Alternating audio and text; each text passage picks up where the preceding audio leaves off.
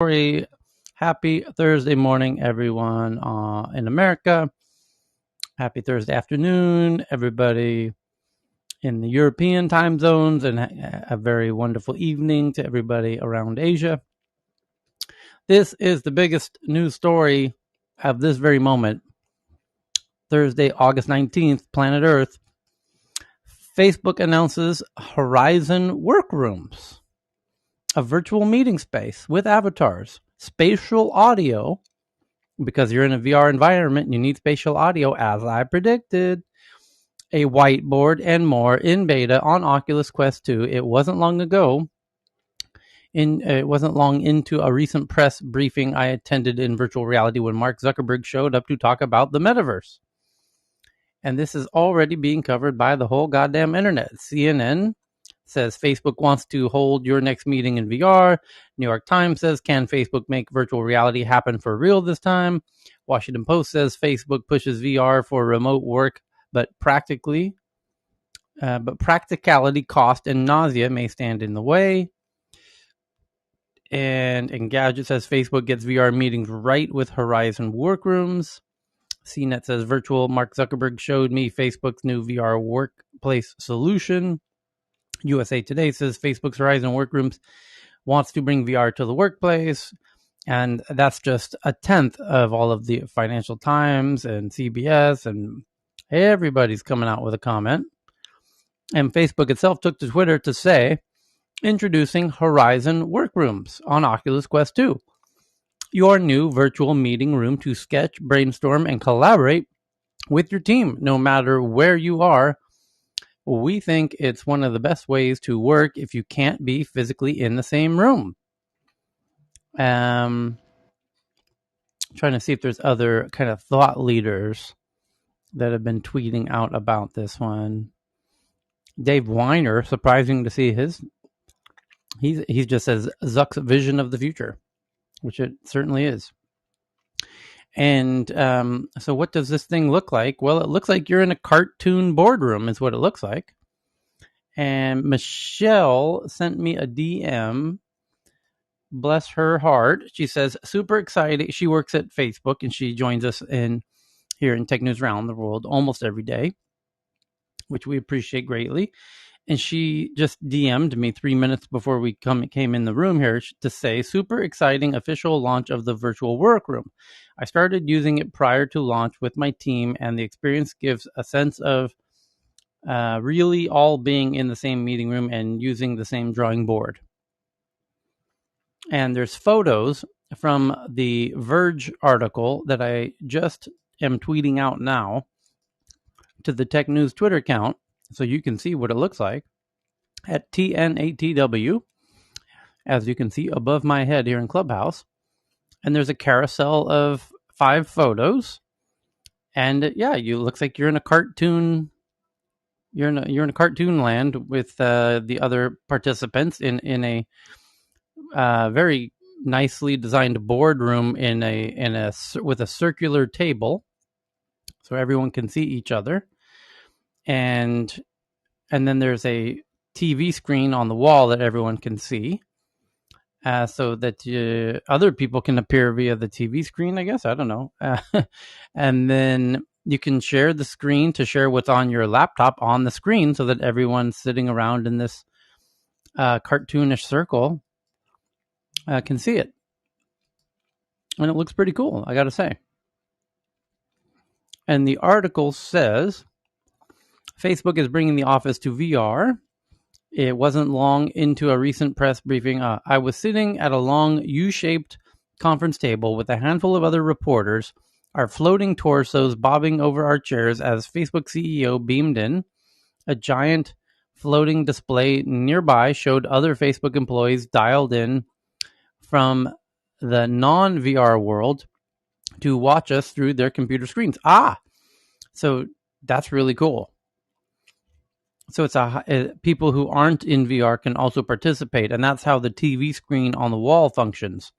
The TV screen on the wall is like a Zoom call on the wall, and you can have multiple, like every Zoom call, you can have multiple people in a Zoom call, and that's what appears on the wall in this VR experience.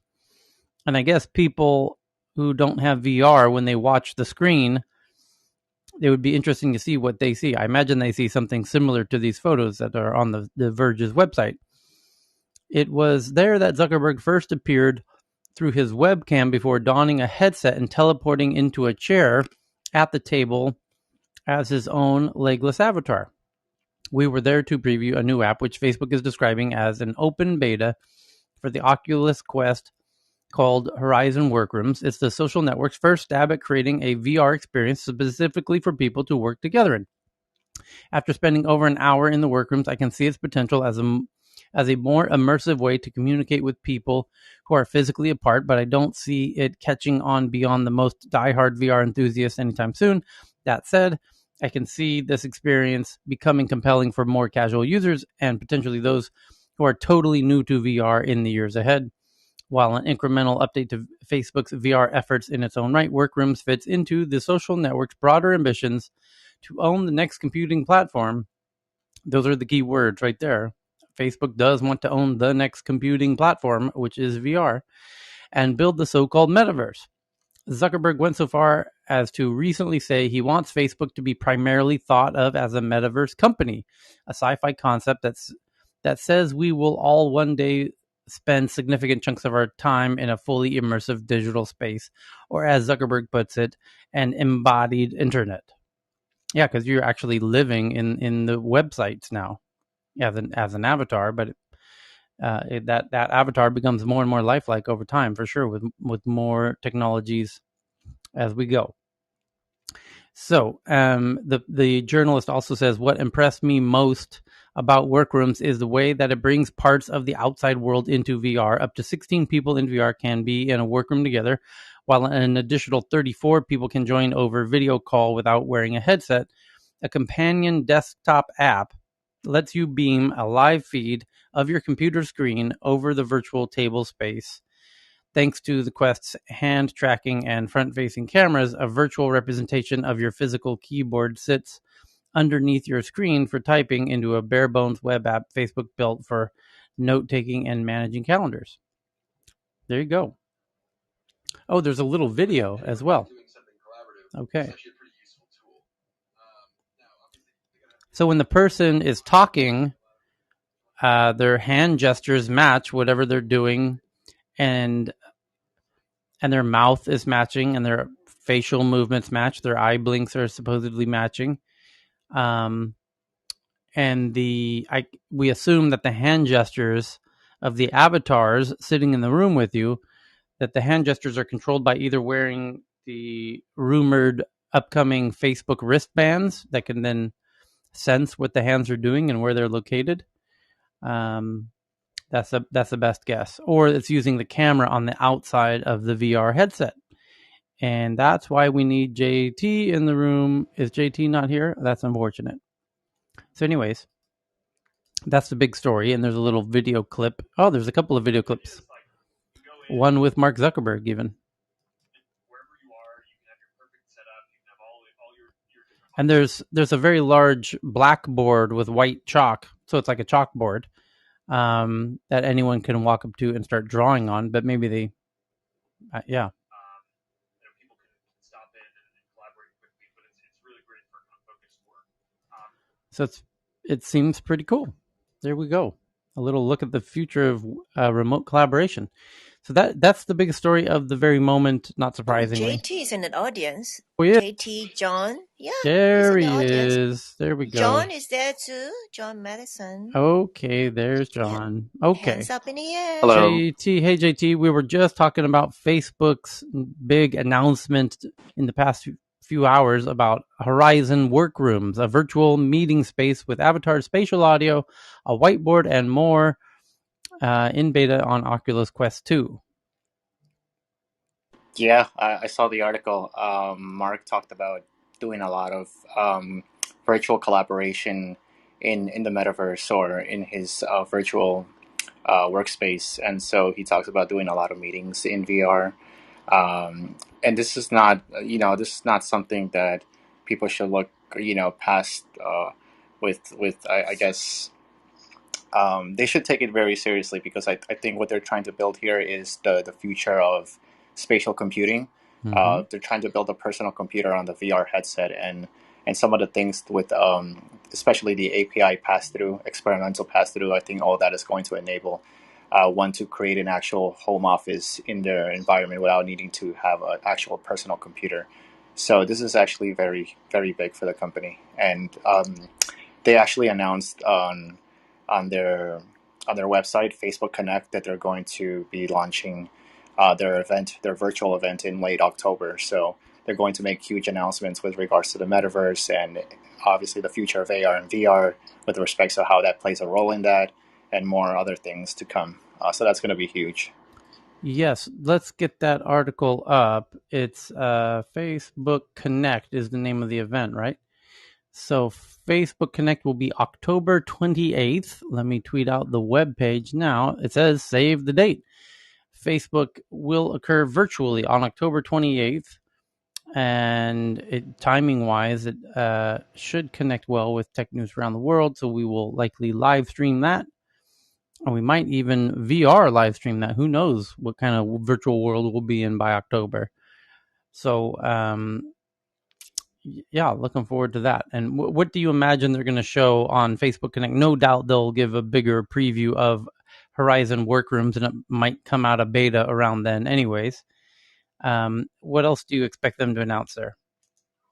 Yeah, I had actually like a list of predictions, and these are just like my personal predictions based on like what I've read over the past year. And so you mentioned Facebook Horizon officially opening up.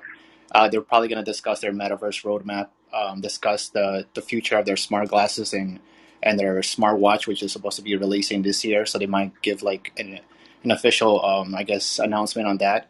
They might give an update on the AR glasses, which we still haven't received since last year.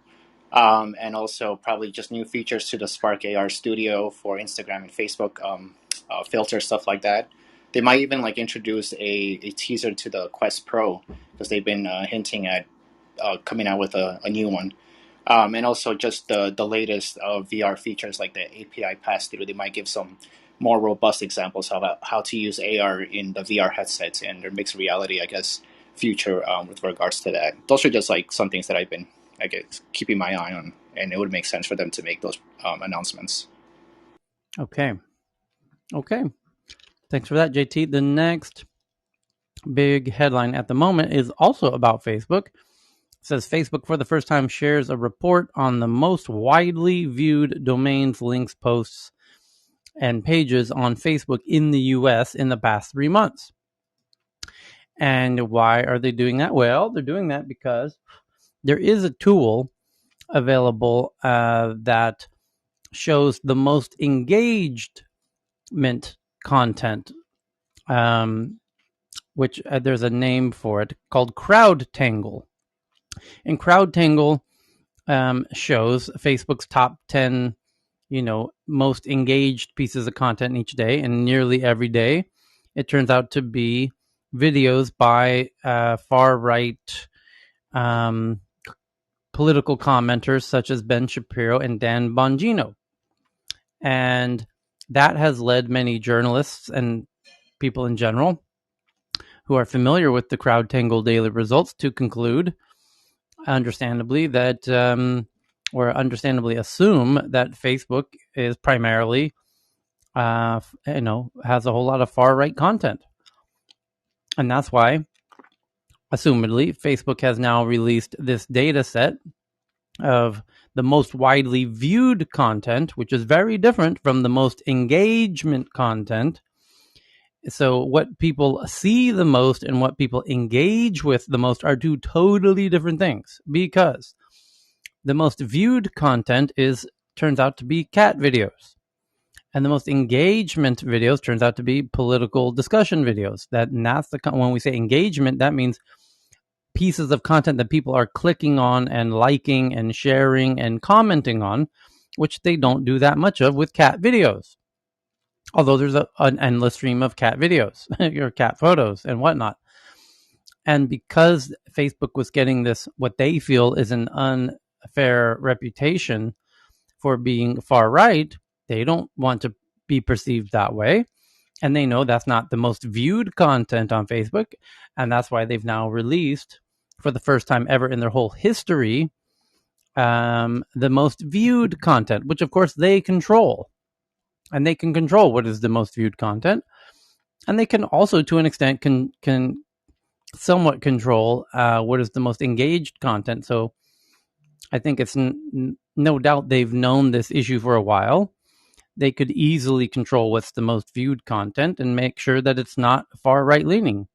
If they wanted to, they could make sure it's far left leaning. And I'm a little surprised they didn't, just to do a big ha told you so to all the journalists who keep ranting and raving about how Facebook is a far right leaning thing due to the data that comes out of the CrowdTangle engagement stats each day. So anyway, that's interesting that Facebook decided to release that data, but it's kind of self-serving to defeat the narrative that they are a far right-leaning platform.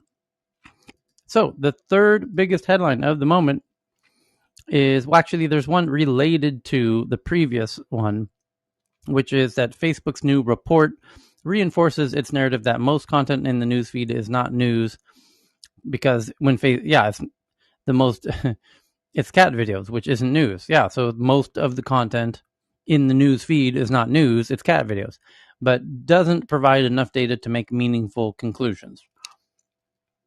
So the next big headline is Coinbase launches Coinbase Japan in partnership with Mitsubishi UFJ, which is one of Japan's biggest banks by far, initially supporting the 5 highest trading cryptocurrencies. And pretty much as simple as that. Coinbase in Japan now. NVIDIA just did their quarterly earning reports, and which is up 68% year over year, which is quite strong, really. And gaming revenue up 85%, also very strong, and data center revenue up 35%, all quite strong. And then they said in the aftermath, NVIDIA says its planned acquisition of ARM is unlikely to be completed within the planned 18-month timeframe due to investigations in the UK and China. And then Robinhood, the trading app, also did their quarter 2 revenue, which is up 131% year over year. That's not that surprising, because when companies are very young, they can still double in size, and that's not, surprising. It's the hard part is doing that 10 years in a row, of course. And but in your first year, not that hard. But anyway, the next big article is the continuing saga of Apple and their child abuse image scanning. And it's now being reported by Vice that Apple says a neural hash flaw found by researchers in the child scanning image detection system was a generic version of the software that Apple provided, and not the actual final version it plans to launch. So some researchers got their hands on this child abuse scanning detection system, and they found flaws, and very obvious flaws, and rather concerning flaws. And Apple says, well, there's a good answer for that, because that's not the final version that you're looking at. That's just sort of the version we decided to give researchers. And yes, so don't worry about it. We're going to fix that in the final version. And essentially, the researchers were pointing out that it was very easy to manipulate images and put in images that actually aren't infringing images, and yet the images get flagged. And also is easy to, they're making the argument that it would be rather trivial to get people in trouble by putting these bad images onto other people's devices and get them in a lot of deep shit. So we'll see how that narrative just continues to roll out. The next big article from the Wall Street Journal claiming they have sources that Amazon plans to open several large physical stores across the U.S., starting in Ohio and California, to extend its reach in clothing and other areas. And that's not a huge surprise. That it is a surprise that they're opening these stores. It's not a surprise that the stores are focused on clothing, because that's one of the categories where people are reluctant to buy on Amazon because of the fit and the texture of the materials. And it's not, there's details that are hard to discern from an Amazon photo. So the online shopping pioneer wants a larger retail presence to sell clothing and household items and facilitate exchanges.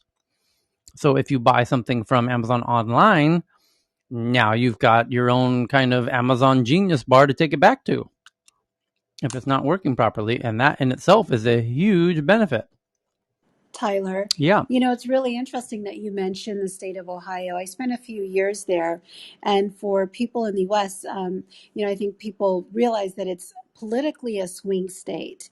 But I lived in a couple of different cities. I lived in the Cleveland area, and then kind of in the Detroit area, and in Toledo. And it's a 2-hour drive, but I would say of the 4 major cities in Ohio, they're all within a 2-hour drive, but culturally they're so different. And it became clear to me as to why it's politically a swing state. But I also learned that a lot of fast food restaurants actually test in Ohio, because you have such a wide range of the American populace in this small, concentrated geographic area. And so it would be interesting to know how and why Amazon has chosen that state. So, just as a quick example, Cleveland is the furthest west edge of the Western Reserve. So, it really has an East Coast feel, whereas Toledo is very much Rust Belt, south of Detroit. Cincinnati, you might as well be in the deep south. And all of these cities are like 2-hour drive from one another. So I'm just curious as to how Ohio, of all places, came to be one of their test markets. But I have a strong hunch. Yeah. Tyler, Yes. if I could just add to Sure. what Lakeisha was saying. For years of working with Express and in the fashion industry, Limited was based out of, Mickey Drexler based Limited brands out of Ohio. Yeah. So there is already a presence of fashion in Ohio. There's a number of markets there that in the fashion world, we've always targeted Ohio. And for fashion, I think it's a great place to put it, because as Lakeisha's saying, it's also demographically something that's real diverse, which will allow them to get forecasting information and sales information for their strategic planning and merchandising, which is what we used to do when I was at Levi's for Macy's and Federated Department Stores and made merchandising. So it's not unheard of that they would put it there, especially if it's going to focus on fashion. Yeah, it says it's unclear what brands Amazon will offer in the stores, and that the stores will assumedly work like a shopping mall. It's or a department store rather, akin to department stores. And the plans to launch the stores will mark a new expansion for the online shopping pioneer into bricks and mortar retail. And some of the first Amazon department stores are expected to be located in Ohio and California. The new retail spaces will be around 30,000 square feet, smaller than most department stores, which typically occupy about 100,000 square feet, and will offer items from top consumer brands. But I guarantee you they will give you the option to have all of the items delivered to your house rather than taking them out of the store. So they don't need to keep as much inventory in the stores. So that's why you need less space. You have the actual floor space that the customers normally see, but you don't have to do all of the back room storage stuff and inventory. That's all done at the local warehouse, no doubt. The Amazon stores will dwarf many of the company's other physical retail spaces and will have a footprint similar to a scaled-down formats that Bloomingdale's and Nordstrom's and other department chains have begun opening, people said. Unclear which brands they will keep. Amazon's plans represent an evolution in the company's effort to move into brick-and-mortar retail after years of taking market share from big box retailers. Moves that helped to push many into bankruptcy. The company's growth in online shopping helped accelerate the fall of mall operators and other once potent physical store empires. Amazon is now the largest seller of clothing in the U.S., surpassing Walmart, according to Wells Fargo. Founded in 1994, the bookseller, blah, blah, blah. And people are absolutely returning and shopping in department stores. John Idle, the chief executive of the Michael Kors parent, told Analysis on a conference call this month. That's about it. So there we go. So tweeting that one out. So I have a question really Yeah. quickly for Lakeisha and for MA. And this is just an observation when it comes to retail experiences. I've noticed that there isn't very much merchandise in stores these days, and specifically several visits to Target lately, which is bothersome because when I go out to an actual store, I really want to do shopping like I did prior to the pre-pandemic days, but there's just not the amount of merchandise that there used to be. And then of course the glut of people going out shopping, most of the merchandise that was there is now, in shopping carts or on its way home with people. Do you see, and possibly for another room, but sort of planting the seed here, that maybe the shopping experience in stores may become more of a concierge experience where if things are in distribution centers, it may become these stores, these smaller footprint stores may become a place where you can have items shipped for that experience that Tyler mentioned. Like you can try the fabric, you can feel it, you can try on sizes to make sure that you're not necessarily doing that in your home. Pick the item that you really want, the size you really want, and then leave and or do your exchange experience in, as well as just have a return experience so that you don't have to deal with what we are now seeing with shipments that is taking 2, 3, and 4 times longer than it used to simply because of the pandemic and everything. And when I say concierge, I just mean a little bit more of that hand holding that we haven't had simply because of hiring practices and all the rest due to the pandemic. Just sort of thought I would ask that question. Tina, Yeah, let that's me a just, great question. Tina, it's an excellent question. Let me just kind of talk 2 points to that simply because you brought up 2 points. One, I would probably defer to the fact that it would be a separate room, simply because that's going to take a deeper dive into what the future of retail and omni-channel and e-commerce is going to be like, and social commerce. So let me just put that to the shelf for a moment. The first part of it I could definitely speak to at nauseum, because what you just spoke of, which is the impact of the pandemic on the supply chain. I just had a meeting with ASICS in Europe, and they are impacted by the supply chain because the majority of what you're seeing is how much is produced in China and has to come through the supply chain. Right now, the order books are full and people want to get their products in, but unfortunately, all the main Macau and the areas where Hong Kong, where shipment's going to come through, they're suffering with the COVID. So they're like hard stop, locked up. When they reopen, we're going to have another bottleneck of being able to push it through the channels and through the supply chain. And unfortunately, what you just described, as we affectionately call it, Target has a lot of products that are made in China and manufactured in China to come through. That's what keeps them keeping their open to buy so low and their prices so low. So they are hugely, that's where you're going to see empty shelves. If you go to those brands that produce locally, you're going to see that their shelves are not as affected. When you go to the brands where they do a heavy purchase and open to buy from China and Asia, you're going to see an impact in the shelves. So that will have to be played out. And we discussed this today because ASICS is having a problem, Nike's having a problem, PVH is having a problem in Europe. Everyone's having a problem of their supply and inventory right now. And because the shopping's gone back, now they can't get to you, Tina. They can't get the products to you because the chain is a little bit backed up based on what's happened, and it's extending timelines. So we're just all still waiting to see how that will unfold.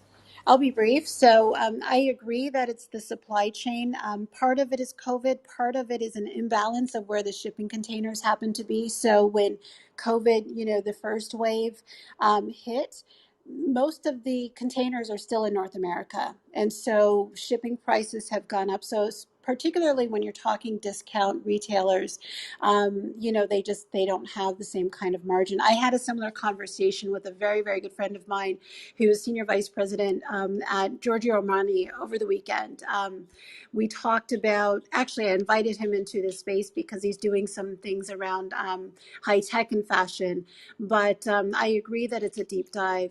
And I also agree that, depending on, the brand or the target customer, I think you're absolutely right. And Tyler mentioned earlier, people want to feel the fabric. They want to know how it flows and fits. And so there could be an opportunity clearly for, some sort of concierge experience. But I would love to do a deep dive and invite Kenny in, because he spent 20 years. He actually started at Target as a merchant, and he, worked his all the way up to, being head of global merchandising for Wow, I Armani and wonder if other I know brands. him. Might even Yeah, know him. so I'd love to do that room, maybe in a week or two. This is John. If I could layer on sort of an orthogonal view that yes to everything just said, but if we look into the future when supply chain is not an issue, what is the role of a bricks and mortar storefront versus the role of online? And in my mind, there's sort of three things that characterize what's going to be persistent in a bricks and mortar environment. Products that are themselves perishable, like fruits and vegetables, needs that are perishable, like I need it in a couple of hours and I'm not going to get it from a distribution center in that period of time. And then tactile differentiation, where you have a choice of products and you really want to look at them like furniture. As far as clothing goes, the technology to actually match the digital means, as opposed to having to go into a storefront and try them on.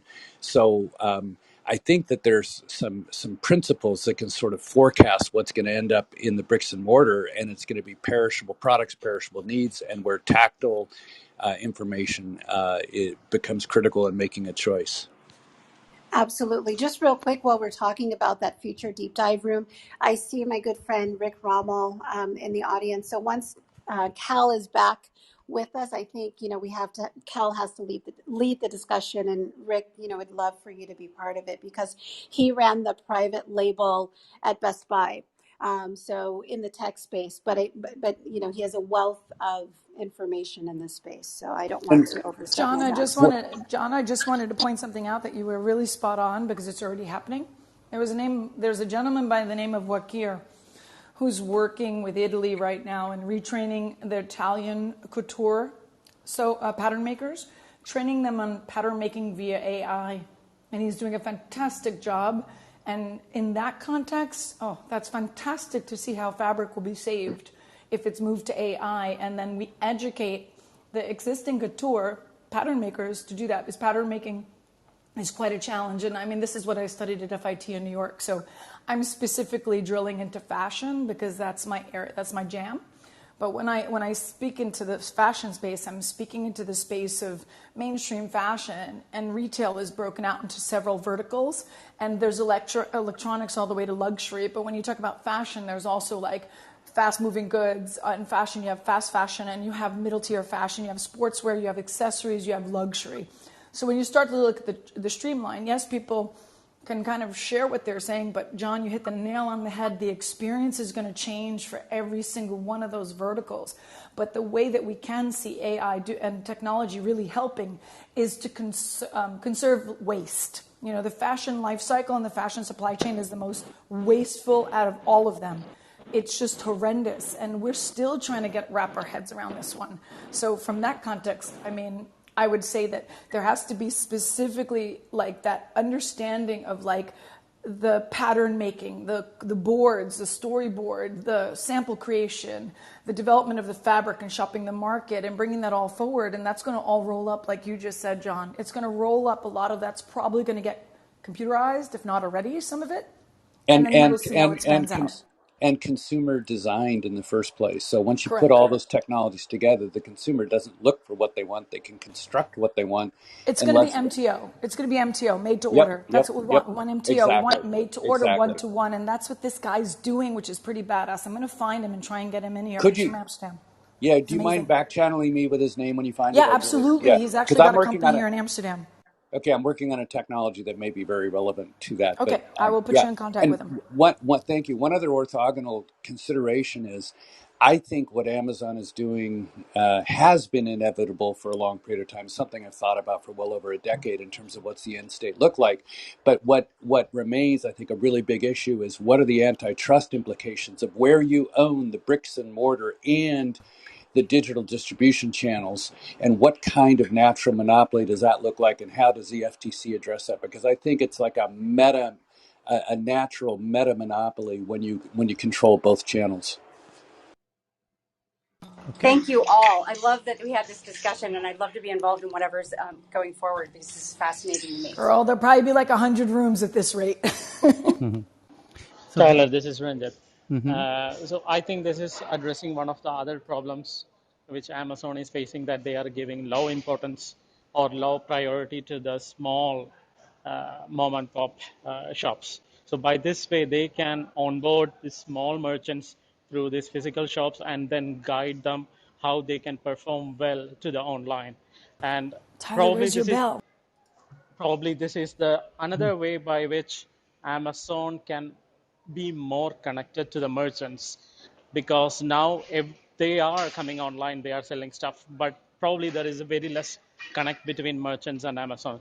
By this way, they can provide a much deeper experience to merchants. That's what I feel. there's another interesting thing.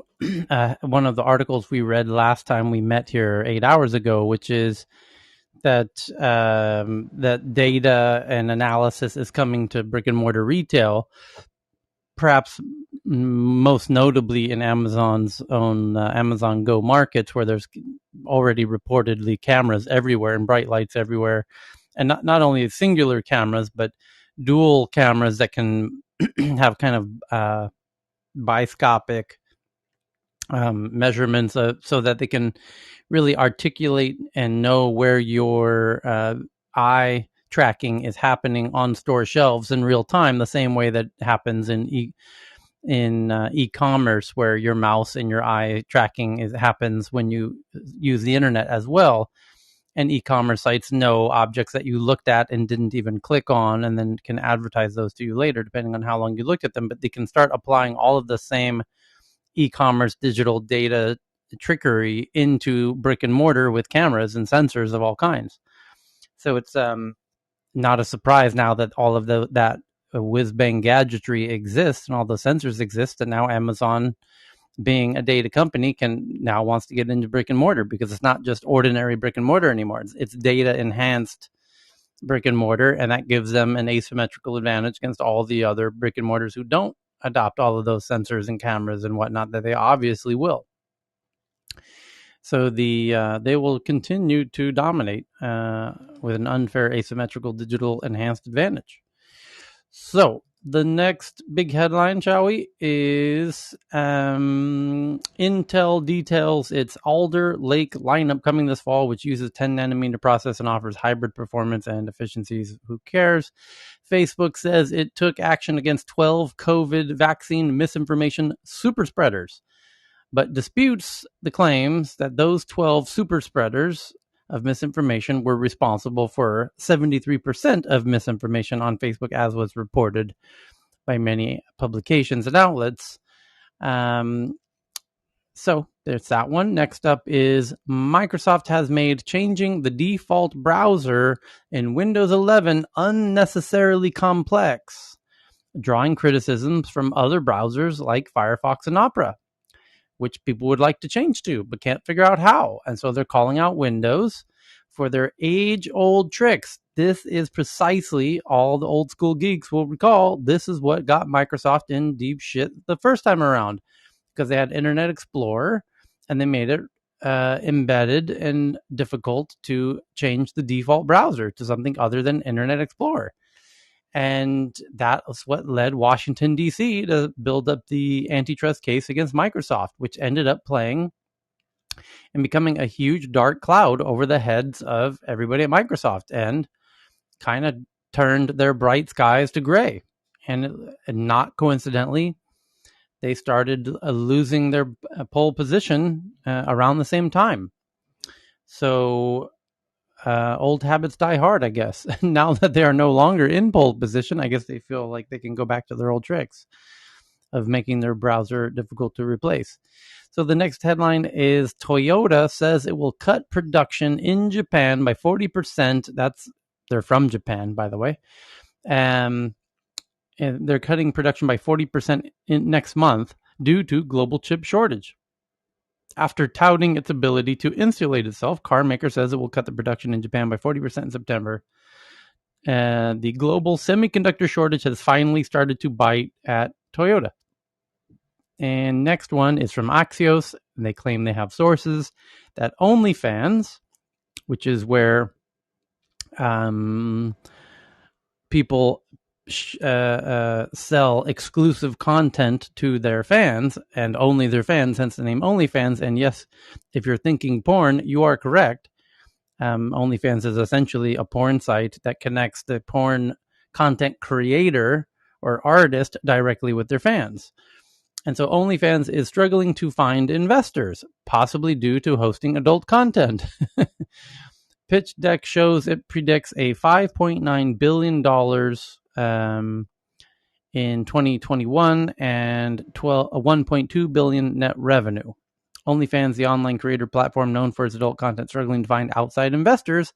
And that might be because really savvy investors know that Twitter is about to launch their competitor of OnlyFans, and all the porn stars are already on Twitter, and probably gives better commission or whatnot, takes less of a cut, takes less of a commission. And Twitter's not the only one. The porn stars are going to have all kinds of options, and that whole space is going to get a very, very competitive very, very soon. And OnlyFans had a head start, but when the big platforms come and start competing, it's going to be very difficult for OnlyFans to maintain their kind of leadership in that role. What other battle? So there's that. The next one's from Bloomberg's. The SEC is suing 3 former Netflix software engineers and 2 others who happen to be their relatives for allegedly using confidential subscriber growth numbers to trade ahead of earnings announcements. And if you do stock trading, you know exactly what this means. This is called insider trading, and this is a big, big no-no, and this is the easiest way to get yourself in jail other than robbing a bank without a mask on. Because, as this story says, it was a Netflix engineers who had access to the data of the subscriber growth. And that subscriber growth number is actually the most important number in all of Netflix for determining how valuable Netflix is to investors on Wall Street.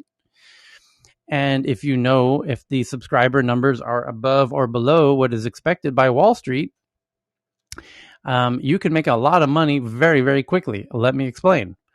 So let's say the Wall Street expects Netflix to have 5 million new subscribers in the past quarter, and you happen to know, because you work at Netflix as an engineer and you have access to the actual data, that Netflix has 10 million subscribers.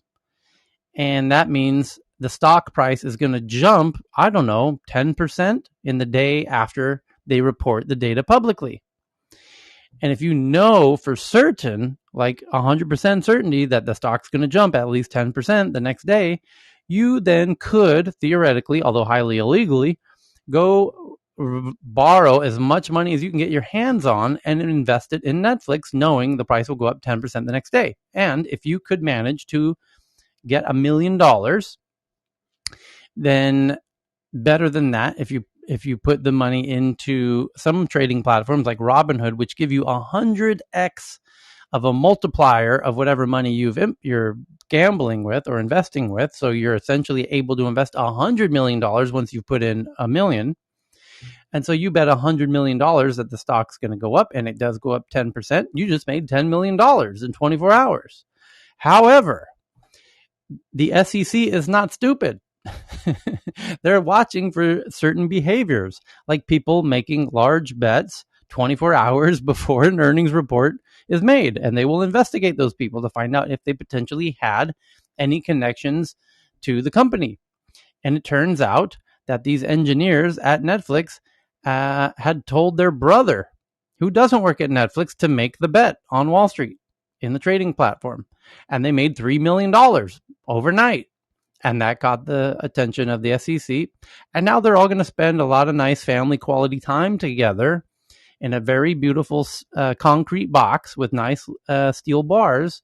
And they're going to eat food, really shitty food, on an aluminum tray for the rest of their lives because they were very stupid in how they did their insider trading. And that's the headline.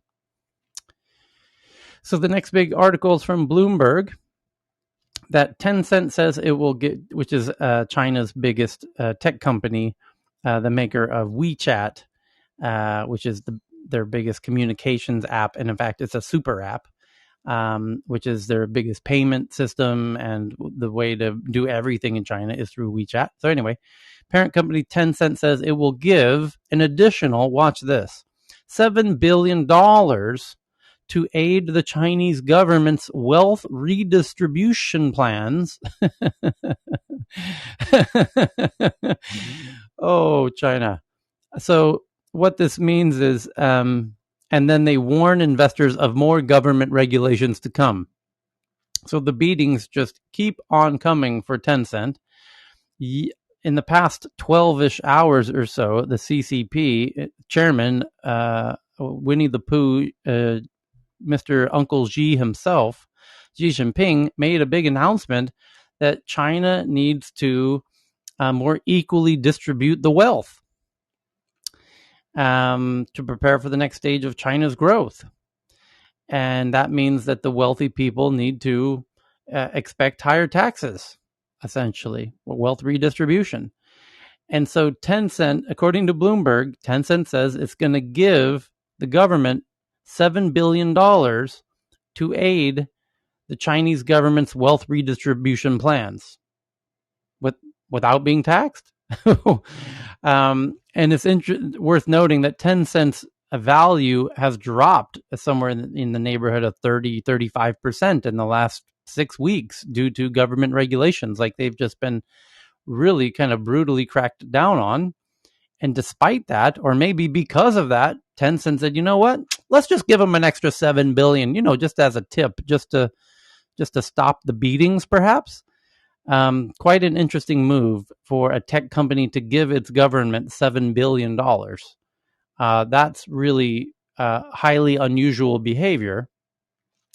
And we can pontificate all day why they are doing this. I have to imagine it's to get Uncle Xi off of their back. Although the company does say they warn investors that more government regulations are to come. So there it is. So Tyler, yes, I want to ask you, because Moldova, you yes, keep talking about this. Yes. So why can't these tech companies just move to somewhere like that so that they're not under government control and they can be much more free to operate in a commercial setting? European companies do. For example, Spotify gets a lot of shit in Scandinavia for having set themselves up in Luxembourg, for example.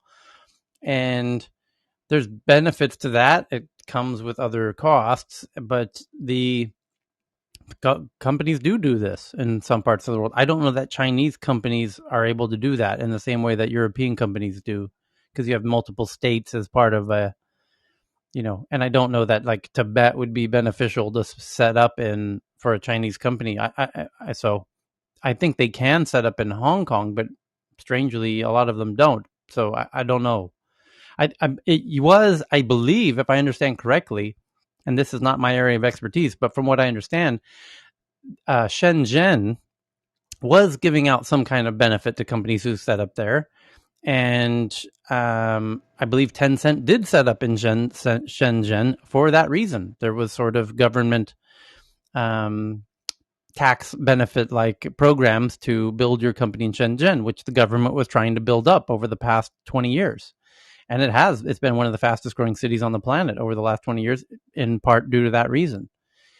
And yeah, I do know the guy who built the airport, and he was telling me Shenzhen was a rice field, and and that's how they made his money, building city, and within 10 years it was what it is today now, I guess. Yeah. It's amazing. Yeah, I Yeah. agree. And these government kind of discounts for the big tech companies have recently, have all come to a screeching halt very recently. And so I think it was to their advantage to set up in China until recently. So now they didn't necessarily anticipate these huge crackdowns. These really all just started in the past few months, to be totally honest, ever since the Alibaba AntPay financial IPO got kind of the plug got pulled on that. That was in January. So that was the real beginnings of this. And then that was kind of exclusively, it was assumed that only Ant Financial was going to be the only kind of head to roll.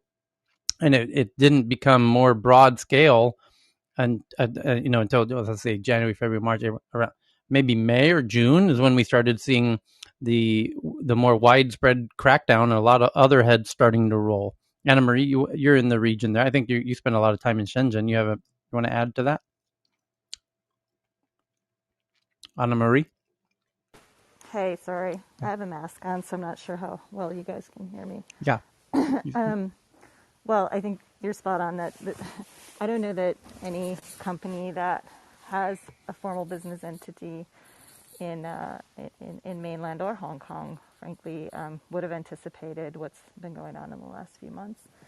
So you can't, and additionally, a lot of these companies, Tencent included, SenseTime included, they were all, so the governments in both mainland China and Hong Kong are very sort of tech friendly. I mean, they've had these programs that they, partner up with government. And it's a way to accelerate your business into new markets, and from R&D phase into market access phase. And this is not just for hardware. This is software companies, right? So it's not like these guys suddenly got a relationship with the government. The relationship's been there for years since Right. their founding. So it's very hard to sort of detangle yourself from that. And we're 1 year into 4 years at minimum with Hong Kong Science and Technology Park with my company, and we've just been onboarded this last month into the Hong Kong AI Lab, which is ostensibly run and funded by Alibaba. So everything is sort of intertwined, and there's tons of benefit and tons of good and tons of great learnings, especially for startups in this ecosystem. But we're going into it with certainly a different color glasses on than we did a year ago, and that's something. I mean, in a year, it's been a lot of change. Mm-hmm. So I love the wording of the South China Morning Post version of this story. It says, Tencent earmarks $7.7 billion for the common prosperity to answer Xi Jinping's call for equality. The announcement of they're earmarking $7.7 billion for common prosperity, which, again, 12 hours ago, Xi Jinping made a call for more economic equality. And Tencent says, "Oh, fantastic, Uncle Xi. Here's $7 billion. We're happy to help." and that's something that is just so unimaginable from an American perspective. We just don't function that way. But I think Anna Marie can kind of validate the notion that these tech companies are not stupid, and they understand the way to win is to get as close as possible to the government, because at the end of the day, the government's calling the shots.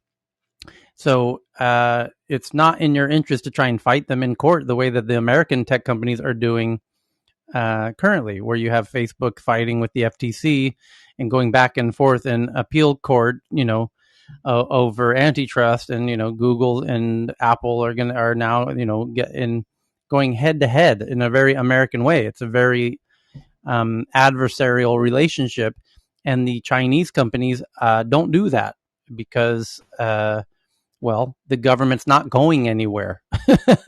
It's going to be there as long as you're alive. So in America, Biden's there right now, if we can if we can tangle up this whole issue in court for the next 4 years, he'll be gone. New president who we fund. You better believe the tech companies are not going to be funding Joe Biden's reelection campaign as much as they thought they were 4 months ago. So they're likely to fund his competitor in the next election. And that competitor is likely to pander to them, knowing that big tech has billions of dollars to spend. And if I was running for president in America right now, this would be a home run. This would be the easiest thing in the world. I would go to all the big tech companies and be like, yeah, you know how the Biden administration is cracking down on your ass like with a chainsaw? Tell you what, I'm going to run for president. If I win, we're going to lower taxes on big tech. How's that sound? Great. How much do you want to contribute to my presidential campaign? Oh, $100 billion? Thank you very much. That we could do that all day long. That's how America works. How China works is a bit different. There's no one to run against President Xi in the next election. So you have to be on his side. And the way you do that is this $7.7 billion. You just pay it right to the party and then, try and get as close to you as you can to the party so that you can reduce, the size of the target on your back, basically. So it's a very different system.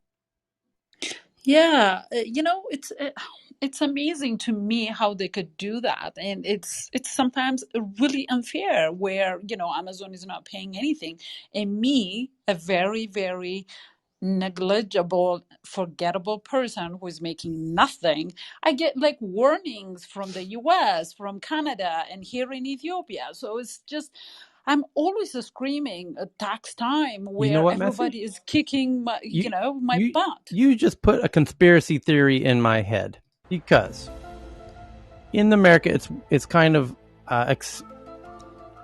there's a bit of a realization that Amazon and Google and the likes are not paying their fair share of tax, right? In fact, it's often reported they're not paying hardly any tax, right? And yet, right, and to your point, and now here's a Chinese company seemingly volunteering $7.7, it's nearly $8 billion for the common prosperity of the Chinese people, right? Which is exactly the opposite of, what the American tech companies are doing and paying as little tax as possible. Is it possible that this is a very cleverly constructed PR campaign in collaboration with the Chinese government and Tencent to be like, hey, you know what? These Chinese tech companies are of a much higher moral caliber and pedigree, and they care about the people. And when the president says, we need to have more equality, they pony up $8 billion. And your move, Google, your move, Amazon, are you guys paying your fair share of taxes or not? It kind of initiates a potential interesting political point that might get used later. Yeah, they should, to me, because they use the public good transportation. Look how Amazon is benefiting from, all this shipping in a day or two. Well, if we all don't pay our taxes and the road doesn't get built, they can't do their e-commerce so efficiently. So I think this just sometimes it just is amazing to me how the IRS and others are chasing little guys like us from all over the world, but then here is a billionaire and try to pay nothing, even though they benefit from the public good. So they need to pay enough and what they are benefiting from all of us doing the public good. So check this out. It says Shenzhen-based tech giant Tencent said on Wednesday that it has created a $7.7 billion fund dedicated to common prosperity 1 day after Chinese President Xi Jinping made it a key economic and social goal for the country. The fund will be used to boost the income of low-income groups, improve healthcare coverage, help rural economic development, and support grassroots education. Notice they're picking on health and education, which is precisely the areas in America that are saying, why aren't the big companies paying their fair share of tax? And of course, we would apply this to the healthcare and the education.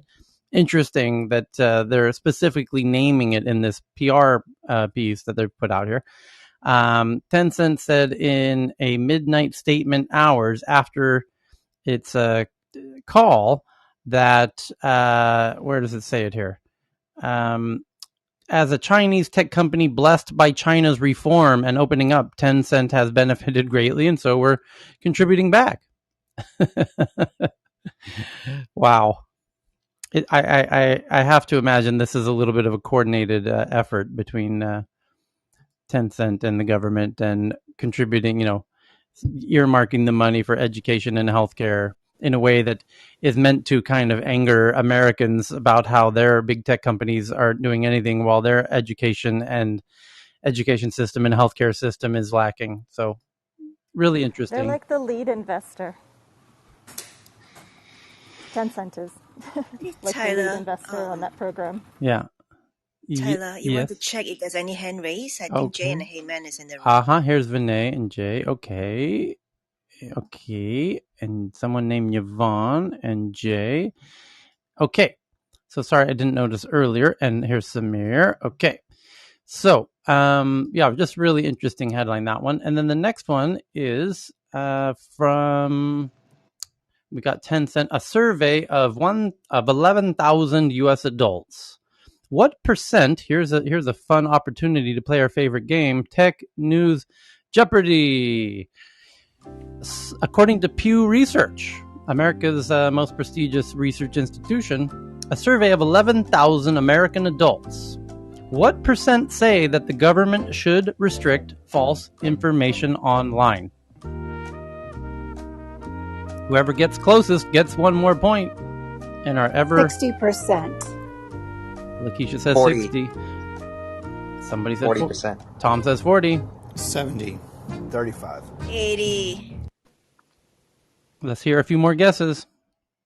Dr. Francine is in the room. Maybe she has a guess. Anyone want to take? I'd say 75%. So who Renee? Who was closest to 48%? Someone said 35? Oh, I said 40. 35, but yeah. Someone said 45 is closer. Let's go with 40. Who said 45? Jason? Jay. No, it was not. You mean what? Yeah, 55% don't mind misinformation? 48% say that the government should restrict false information online, up from 39% 2 years ago. 59% think tech companies should restrict false information online, up from 56% a few years ago. Make sense, Cheryl? Yes, it does make sense to me. In Singapore, the government makes sure there's no falsehood online. Yes. In Singapore, you have no freedom. We understand that. No, we have freedom, but we outsource to our government. Right. The government controls your freedom very tightly. If they don't do a good job, we can vote them out. Okay. So they tell you. So they tell you. So I can vote as a citizen. I did vote last year. Mm-hmm. So the next big headline is from The Verge. Senators Markey and Blumenthal ask the FTC to investigate Tesla's marketing of Autopilot, saying that Tesla has repeatedly overstated the capabilities of its vehicles. As the agency turns up the heat on tech companies, Senators Ed Markey and Richard Blumenthal are ready to crack down on Tesla and is asking to investigate their, it's going to, no doubt Tesla checked with their lawyers on every time they made any kind of announcement. So I'm curious why they're doing this. So the next one is Coinbase's CFO says it has $4.36 billion in cash reserves as of June 30th, about 4 times higher than the end of 2020, as it prepares for possible tighter regulations.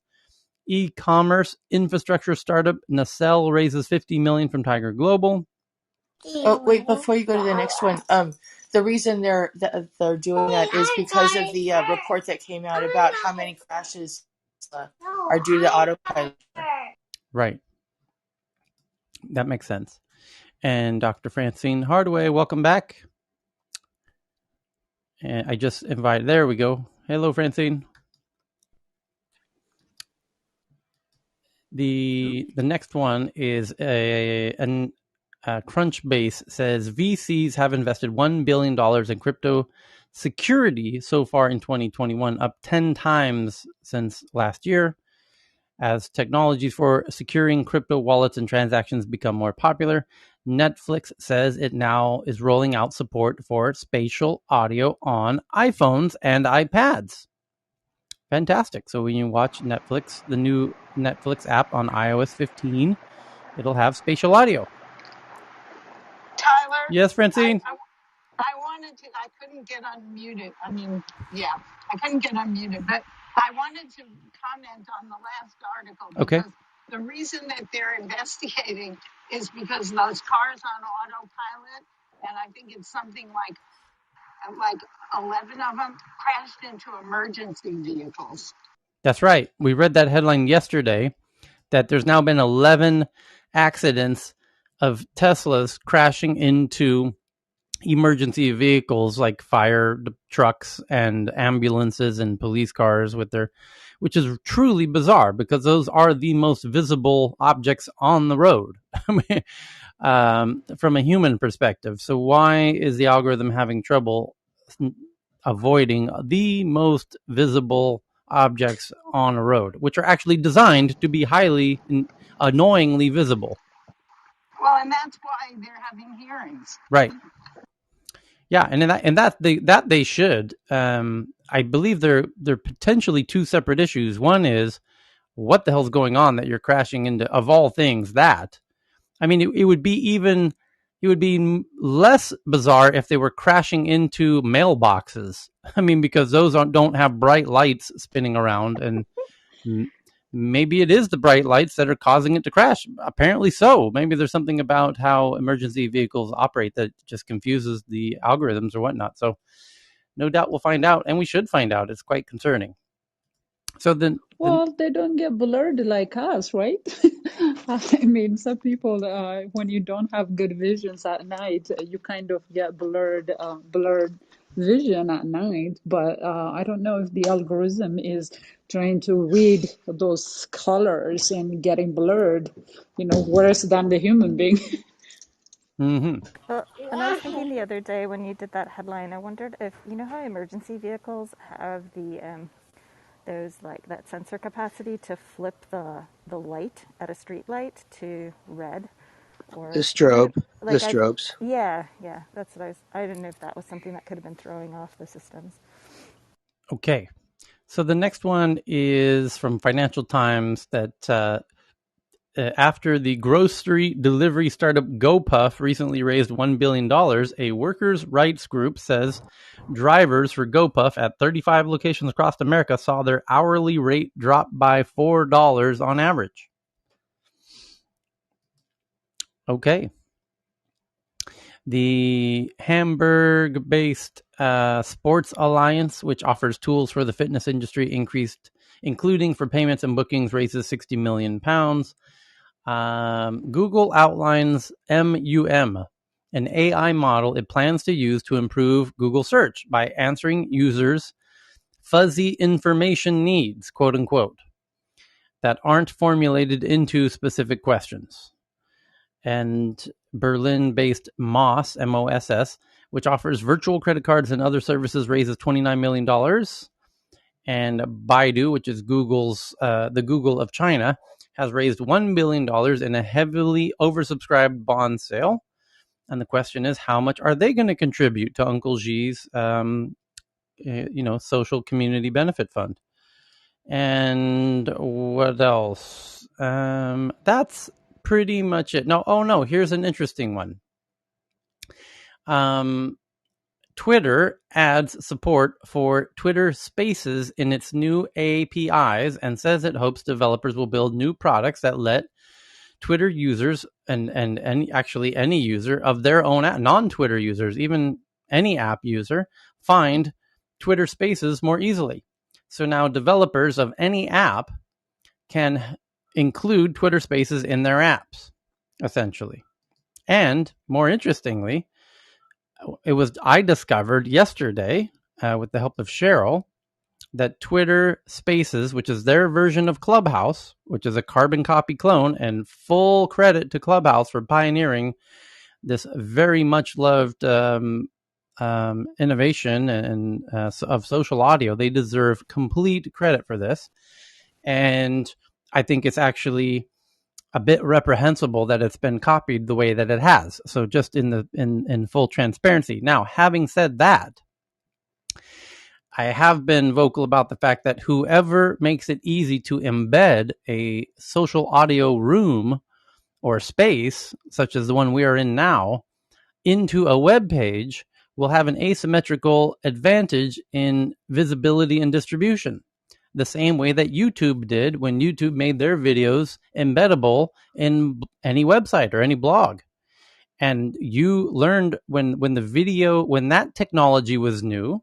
I mean, this technology of social audio is still relatively new, and there's a lot of competitors in the space. And when video was happening in 2006 is when it really started kicking off, and there was a dozen competitors like Dailymotion and Veo and Flip TV and Rever, and there was a dozen of them, and YouTube won clearly, and they're really the only one left other than Vimeo, which is kind of left, but only because they got acquired by IAC, Barry Diller. So the reason YouTube won and Vimeo didn't die for the same reason that YouTube won, as YouTube was the first to become embedded and allow the user to take the video off of youtube.com and put it wherever they want to put it on their own blog. And Vimeo also allowed that, copied that feature, and that I think is partly why they didn't die like all the others did. So, but that's much harder to do, Tyler, yes. If the conversation is live. I mean, if you embed the room in your website, what happens when the room ends? Yes, then you have the option of it turning into an audio playback like a podcast. So or it could just provide a link to a podcast if it exists somewhere else, or it plays the podcast there, or the room just says, that it has ended. This space has ended, apparently.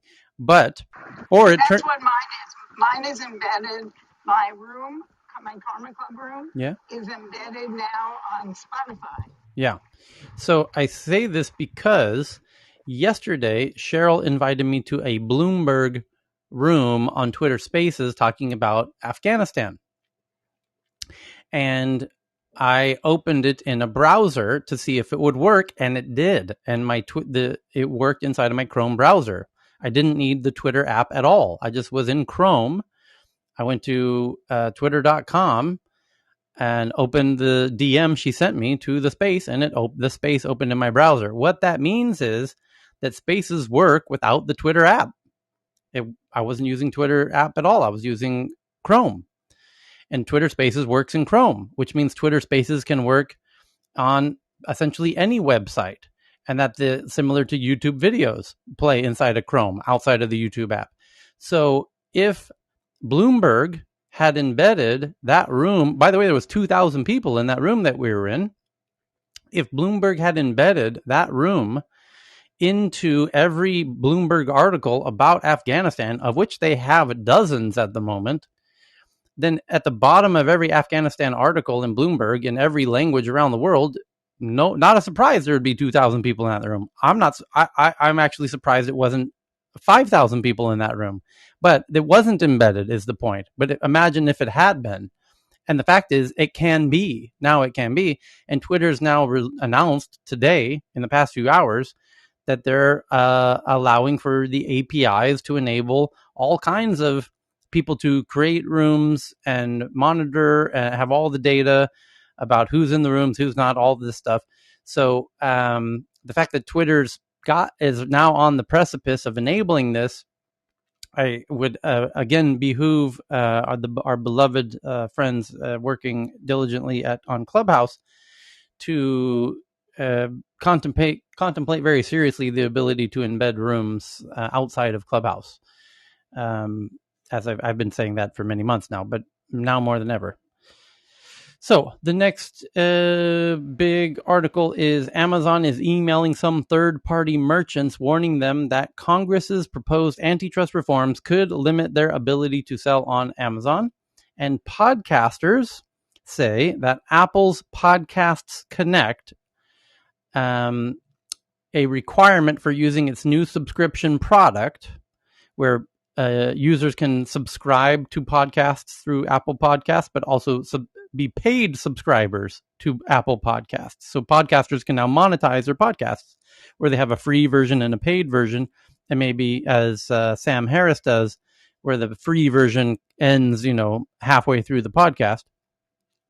Anyway, you can have paid podcasts now through Apple Podcasts. You can do that on Spotify now as well. The headline, though, from The Verge says that the podcasters are saying that Apple's new Podcast Connect subscription service is buggy and has very confusing user interface. And that pretty much WhatsApp shut down the Taliban helpline in Kabul. I think we covered that yesterday. And there's a profile of the Apple a leaker double agent who not only leaked all kind of Apple internal data, but also was an informant to Apple on everyone else who was leaking data. So there's a profile of that individual named Andrei Shumenko on Vice, and I will tweet out that article right now. But that is the boring big headlines that your cousins and coworkers are sharing all over the interwebs today. And they will be bringing all those headlines up at your next barbecue. But what we've all been gathered here today is to get into the more interesting headlines that your cousin has no idea about whatsoever, actually. And they probably won't for another year or so. And that's fine. But these are really what's really going on and the really interesting shit that everybody in the audience and on the stage have been sharing since we met last, and 24 hours a day while we're on, because we share all of these via Twitter through the magic of Twitter. And anyone can share a headline by simply adding the Tech News Twitter account handle as part of their tweet, which is simply TNATW, short for Tech News Around the World. And then we see all of those. And then we pick out the best ones and we share them now, as we're going to do right now. So I've picked out my favorite 50 as usual. Anyone else can jump in with any headline while we go. Yes. I just got a breaking news from Dr. Fran. Capitol Police investigating bomb threat near Library of Congress. Buildings evacuated. So I DM you already. You can read it if you want. Okay, let's check it out. So who's the source of this one? Breaking news from CNBC.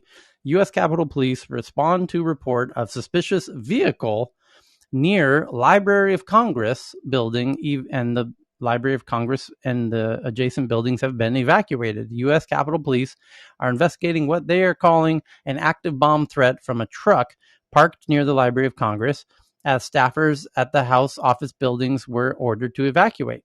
The Capitol Police Twitter feed warned people to please stay away from this area. People at the Cannon House office building received an alert telling them to leave that building and relocate to the Longworth House office building.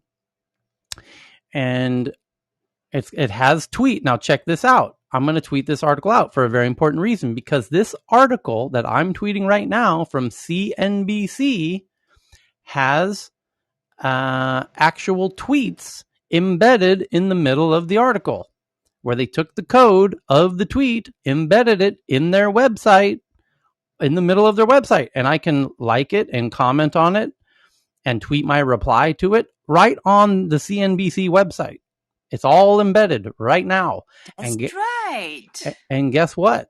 As in about a week from now, it'll also have a social audio room, a Twitter space with the police department, the police captain of Washington, D.C., and the journalist who wrote this story, and other locals who live a block away, all in the room together talking in real time. And this will be the beginning of the real social audio revolution,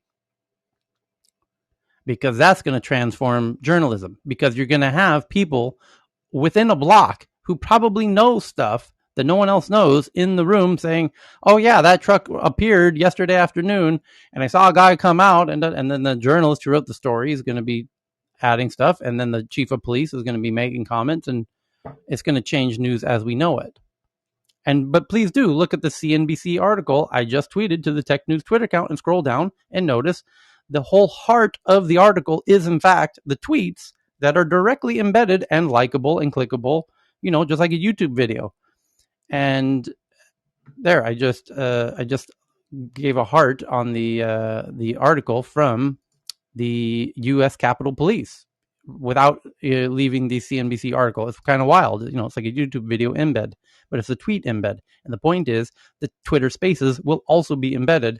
And that's going to, whoever does that first, I can't emphasize enough just how impactful that's going to be for social audio as a platform, whoever does it. So, especially for journalism like this, is just truly fantastic. So, and then there's zero. And then sorry, I'm in the shower. And then there's zero friction when you hit the like button for it to show up on your feed. You don't even have to post it. The FBI Washington Field Office National Capital responded to the scene, as did agents from the Bureau of Alcohol, Tobacco, and Firearms. Congress is currently in recess. The White House was monitoring the situation and getting updates from law enforcement. And that's it for now. So, very interesting article, and particularly interesting that they embedded their tweets right in the middle of that article. Or CNBC embedded the U.S. Capitol Police's tweet in the middle of their article because essentially the real news broke on Twitter on the U.S. Capitol Police's Twitter account, where they tweeted out, breaking news, this shit's happening. And kudos to CNBC for just taking the tweet, the actual, not a screenshot of the tweet, but the actual embeddable tweet, and embedding it in the middle of their article. That's the way journalists should report news, because that tweet can be updated with an additional following tweet as they turn it into a Twitter thread, and then everyone can follow along in real time. And even 10 times better when the tweets become social audio rooms. I think you get my point. So it's just really interesting. So thank you for that, Cheryl. And now we're going to get into the other interesting tweets that everyone's twatting on Twitter. Tyler. Yes, Sylvan. I was just thinking, in addition to just having that Clubhouse embedded in the article, can you imagine if it had a facility to add voice notes? So, for instance, as you're reading the article, you could just add a voice note onto that Clubhouse feed, so that when the room does open, it actually opens with all sorts of other voice notes, which also could be quite interesting to add to a discussion. Yeah. So then here's an interesting article that Faraz just sent in that Senator Rubio wants Joe Biden to block TikTok after Chinese government takes a stake in one of the board seats of TikTok's parent company, which my mind is blanking, ByteDance. So we predicted this would happen, did we not, in the past 24 hours? Because the headline actually broke about 48 hours ago that China's government now has one of the 3 board seats in TikTok's parent company, ByteDance. And ByteDance really only it's a one-trick pony. It's basically TikTok. So the CCP has one of the 3 board seats of TikTok. Well, this Trump wanted to ban TikTok, but they couldn't really firmly prove the CCP's influence on TikTok. But boy, we sure can now, because they have one of the 3 board seats. It doesn't really get much more obvious than that. So Trump and Xi Jinping are best friends after all. Well, Rubio from Texas, or no, Rubio's from Miami, isn't he? So now wants Biden to block TikTok after the Chinese government stake and they invested in it as well. The Commerce Department is conducting a Biden-ordered review of security concerns posed by those apps and others. And they're going to investigate if the data goes from TikTok America to Beijing? And the very simple, holy shit, obvious answer is, of course it does. And this has already been verified by a journalist who did some investigative journalism of former employees of TikTok. And those former employees revealed on the record that they not only was Beijing running the show in their West Coast offices, they even had to coordinate their working hours to accommodate the Beijing office. That's how much influence the Beijing office had.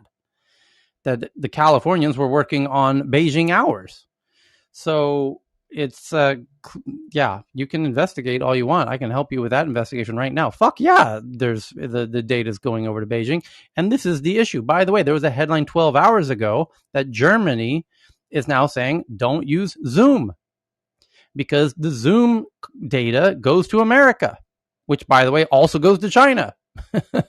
But they were concerned that it's leaving Germany. That's the main issue, because they're telling their own government agencies, hey, don't use Zoom, because that data is not staying in our sovereign territory of Germany. It's leaving Germany, going to other places. You might accidentally say something as a government agent working for a government agency in a Zoom call that you probably shouldn't say, that is of national security issues.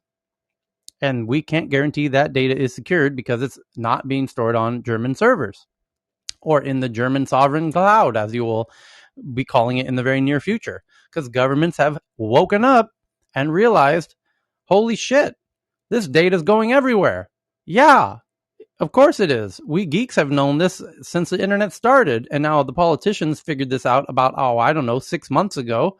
And now they're got all their panties up in a bunch and they're, freaking out with their hair on fire. Holy shit, this data is going all over the place. And they had no idea because they didn't, that's why when Mark Zuckerberg and the CEOs of Apple and Google and Twitter and were appearing before Congress, the questions were so ridiculously stupid. Like, how do I reset my password on my Facebook account? It made it abundantly clear how idiotic American politicians are. And America's not unique in this regard. All the politicians everywhere are now realizing they need to control all of the data, and because they now understand the power of data in their geographies, just like they control their citizens and the people going in and out of their borders. It's called an immigration counter with, immigration agents who check your passports very carefully when you go in and out. And the money going in and out of their banks, they watch very, very carefully because they understand the fucking importance of money. And now they understand the importance of data. And now they're very cautious about the data going in and out of their country because they now realize data is actually probably more important than money. So now there's this huge awakening in the past 6 months. And now you understand why they are obsessed with sovereign clouds and the storage of the data and where the data is and where it's going and who does it. And now Germany says, don't use Zoom. And China ruined Didi's IPO, which is the Uber of China, because those cars in China have cameras and microphones, and CCP members ride in those cars all the time, and they talk on their phones while they're in their cars, and they say all kinds of things that were never meant to be public information. And now that Didi's doing a US IPO, they were worried that some of those conversations that were recorded inside of Didi cars might be, those are national security level information that is of existential threats to the government itself. So they couldn't risk any of those possible conversations being leaked. Same with this. And now that this is why it's not a surprise and was even predicted by yours truly 24 hours ago that there's probably going to be a new issue raised about banning TikTok again. And here it is. It happens to be Rubio from Florida, who's now saying we should probably ban TikTok again, because now it is very clear that the CCP is very connected to TikTok. It doesn't get more obvious than the fact they have one of 3 board seats. That means they have incredible, not only are they connected, they have incredible influence over TikTok. So, TikTok is, I said, they're very likely to get banned now. And they have to say, we have to do an investigation and see if actually they're sharing their data. You goddamn fucking right they're sharing the fucking data. Are you fucking stupid? They have to do the politically, the whole process, we have to pretend like, we don't know. We don't know if, the fox is eating the chicken eggs. We have no idea. but we have to do an investigation and find out where these missing chicken eggs are going. Maybe it's the fox next door to the hen house. Oh, I don't know. But let's see. Maybe it's aliens. Who knows? But we need to let's do a little investigation and find out where these eggs are going. Give me a fucking break. So TikTok's going to get banned in America. Long story short. So the next wait, two quick things before you move on is if you don't mind. Sure. Is Zoom definitely collects your personal data and they collect anything you upload. So just FYI, they do that. They're known to collect it and store it, and they've sold it before. So just in case anybody didn't actually know that they did that. But the second thing is, do you really think that the politicians are stupid, or are they just protecting their own interests and donations? When it comes to tech, they're stupid. They have been for a very long time.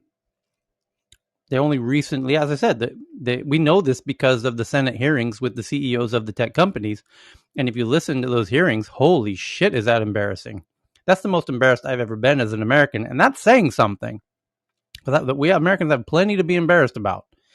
But my God, listening to geriatric senators asking Mark Zuckerberg how to reset a password. Oh my God, you had him fly. You have Mark Zuckerberg, one of the wealthiest people on the planet, taking several days off to come answer your questions. And the best questions you can come up with is, how do I reset my password? I mean, I just thought that was pandering. I thought they were just like, I'm not going to ask you hard questions so you contribute to my campaign. I see what you mean. I see what you mean. Yeah. Were they playing? I don't think they were playing. But who knows?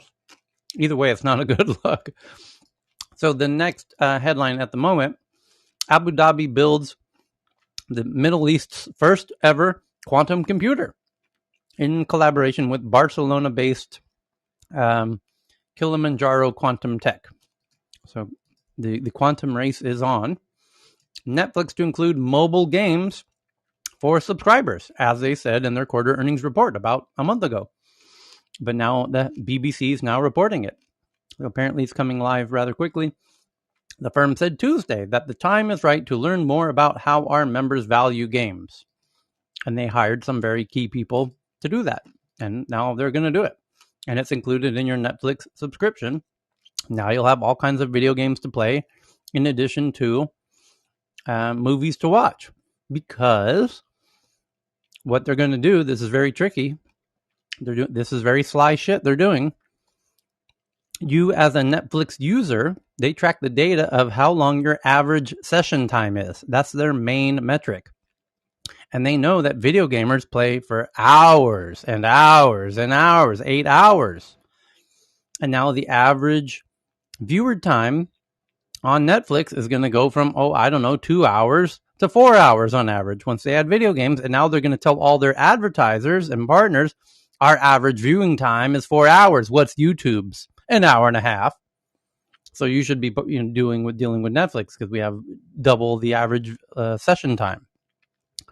And so it's a way to juice the numbers a little bit, but it's a way to keep people engaged with Netflix and get the kids into Netflix. And it's smart. I mean, they should do it, but that whole race of the subscriber race for video streaming is quite mature.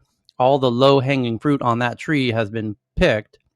And so now they got to break out the ladder and start climbing up the tree and finding other types of content to add. And Amazon's adding audio and going huge into podcasts, and Spotify is going into video, and Netflix is going into video games and also into short form content, and YouTube's going into short form content and longer form content, and TikTok's going into longer form content, and they're all going into e-commerce. So that's what's happening. So the BBC reporting that the Chlorofluorocarbon ban, you guys remember the whole big brouhaha about the hole in the ozone back in the late 80s and the 90s? Yeah. And it was all about CFCs, coming out of your air conditioners and out of aerosol cans and shit like that. And how there was a big ban on these CFCs, chlorofluorocarbons, and that was what was, said to be causing the hole in the ozone layer. And so there was a huge global treaty banning ozone-depleting chemicals in 1987. And now the BBC is reporting that CFC ban has halted climate catastrophe. Scientists say that had we not done that, we likely would have totally irreversible climate catastrophe today. Well, by the way, it looks like we're having it anyways. But the point of this article from the BBC is that the ban that we did may have averted a much more tragic climate catastrophe today. So good on us that we fixed that. And now we just got to stop all the CO2 in the air, which seems like a very daunting task indeed. However, the best possible thing that could ever happen to combat that has now possibly happened. And it's being reported all over the whole internet today and in the past 12 hours. And it's not the story that your cousins and coworkers are talking about at your next barbecue next week. But we're talking about it here because holy shit, is this crazy. The Lawrence Livermore Laboratories, which is the place where they do all of the most cutting edge shit in all of America. That is the most prestigious scientific lab in America. It's kind of America's version of CERN, right, out of Switzerland. So they are claiming to have done there was two headlines. The lab at Lawrence Livermore Lab, they have this ignition lab, and they're claiming they've achieved ignition, which is the starting of the process. Physicists in California achieve historic nuclear fission breakthrough. And this is now being reported by the New York Times. Incredibly high profile scientists are validating the claims today because it came out yesterday. And there's actually, as I said, two different headlines coming out simultaneously from two different labs. One is that a nuclear reactor just made fusion viable by 2030, which is 9 years away. And then with the headline says, this nuclear reactor just made fusion viable by 2030. Seriously, nuclear fission has long felt like decades away. Today, the timeline has accelerated. That's the headline. And then the other one is physicists in California achieve historic nuclear fission breakthrough. Clean, unlimited energy just got a step closer, is the headline. Nuclear scientists using lasers the size of 3 football fields said Tuesday they had generated a huge amount of energy from fusion, possibly offering hope for the development of a new clean energy source. Not just any clean energy source, the clean energy source. This is the power of the fucking sun. The fusion that makes the sun do what it does deep inside the sun. If we could tap into that on planet Earth, that might just be enough energy. By the way, that's about 1 million times more energy than we could ever use for the next billion years if we figure this out. So we would, and it's completely CO2 free, by the way. So you can kiss all other forms of energy goodbye, because this would become essentially free energy for the planet, unlimited.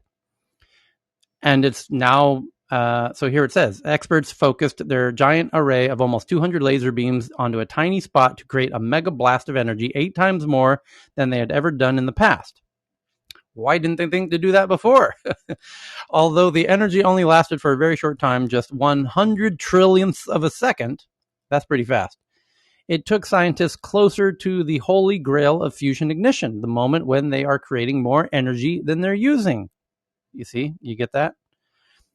Here's the quote. This result is a historic advance for internal confinement fusion research, said Kim Boodle, the director of the Lawrence Livermore National Laboratory, which operates the National Ignition Facility in California, where the experiments took place this month. Nuclear fission is considered by some scientists to be a potential energy of the future. No, all scientists think that. It is the energy. Yeah, you're downplaying this, dear journalist, particularly because it produces less or little waste and no greenhouse gases. It differs from fission, a technique currently used in nuclear power plants, where the bonds of heavy atomic nuclei are broken to release energy. In the fusion process, 2 light atomic nuclei are married to create a heavy one. In this experiment, scientists used 2 isotopes of hydrogen, giving rise to helium. This is the process that is at work in the stars, including our sun. The NIF teams have done an extraordinary job, said Professor Stephen Rose, co-director of the Center for Research in his field at Imperial College London. That's one of the most highly prestigious universities on the planet. And that's incredibly strong validation. These types of claims have come up every 10 years or so for the past 30 years. And every time it's from a really weird team that nobody's ever heard of, from really weird third tier towns, and they always turn out to be bullshit. This is coming from America's most prestigious lab and being validated by some of the world's most prestigious university professors. So this is looking like quite legit. This is the most significant advance in internal fusion since the beginning in 1972. But, warned Jeremy Chittenden, co-director of the same center in London, making this a usable source of energy is not going to be easy. Turning this concept into a renewable source of electrical power will probably be a long process and will involve overcoming significant technical challenges. And that's where it turns to the other article, because the other article is about a team in California called TAE Technologies.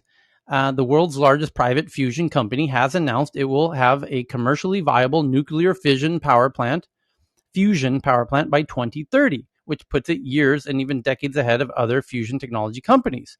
And essentially, they haven't cracked the ignition piece. They've cracked the other piece that professor was saying would be hard to do, which is the maintaining of it.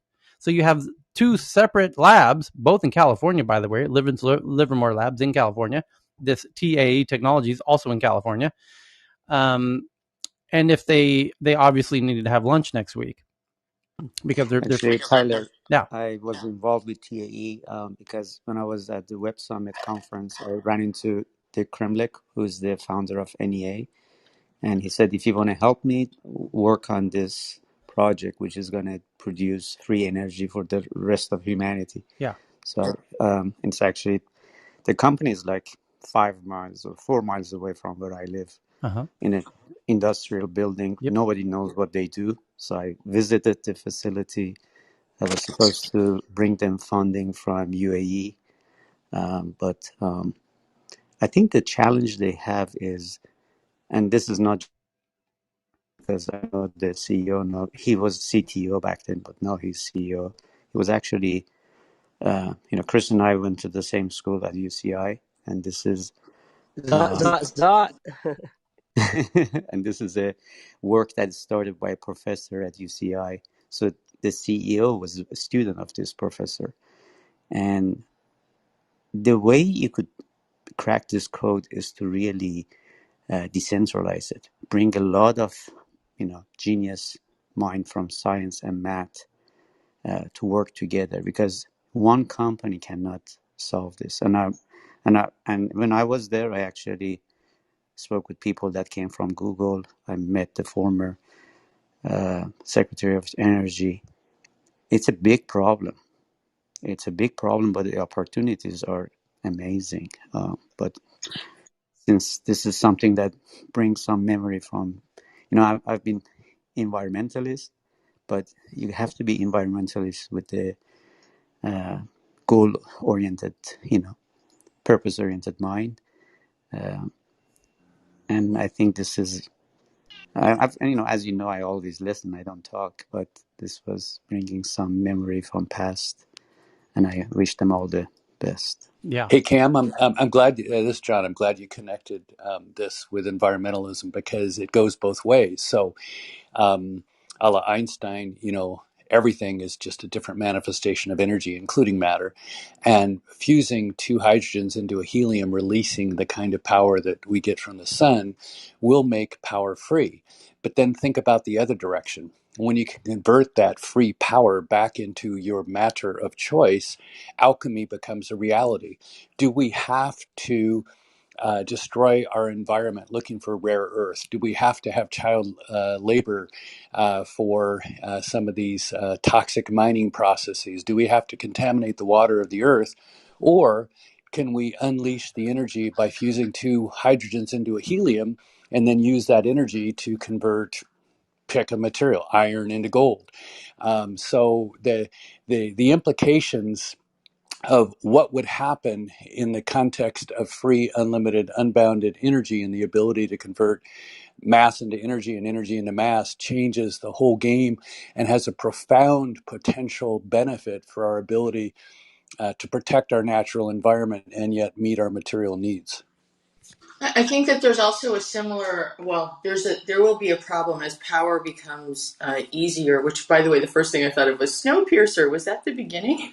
But one of the problems that is happening with automation is it is reducing the number of jobs available that are skilled and low skilled, low skilled and unskilled jobs. And that's just going to continue. The one limiting factor they have right now is that at some point you reach the cost of the power of these activities, of the automation, exceeds the cost of the salary of a laborer. When that is no longer the case, and this is not to say this is not this is a bad thing or something like that. I think it's wonderful. But I do think that this is just going to push to the front our need to actually figure out what our policy is with respect to people who do not have a place in the economic engine. This is happening globally. It will just continue. And clearly, the path that we're on is just leading to more of this. So we just have to figure out people who are excluded from that activity, therefore excluded from access to capital, have to have something. Or are we going to stop the birth rate altogether and just kind of have a minimum number of people or a maximum, and then say only certain people can breed? I mean, there's all sorts of other bad policies that would result from that. So it's just going to be an ongoing issue. Yep.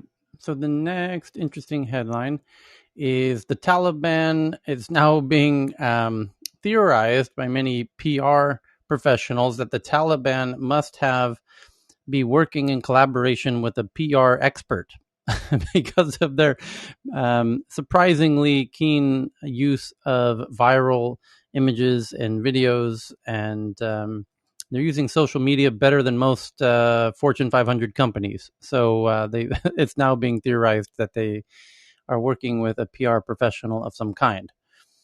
And the Taliban thrive on social media despite several sites' bans.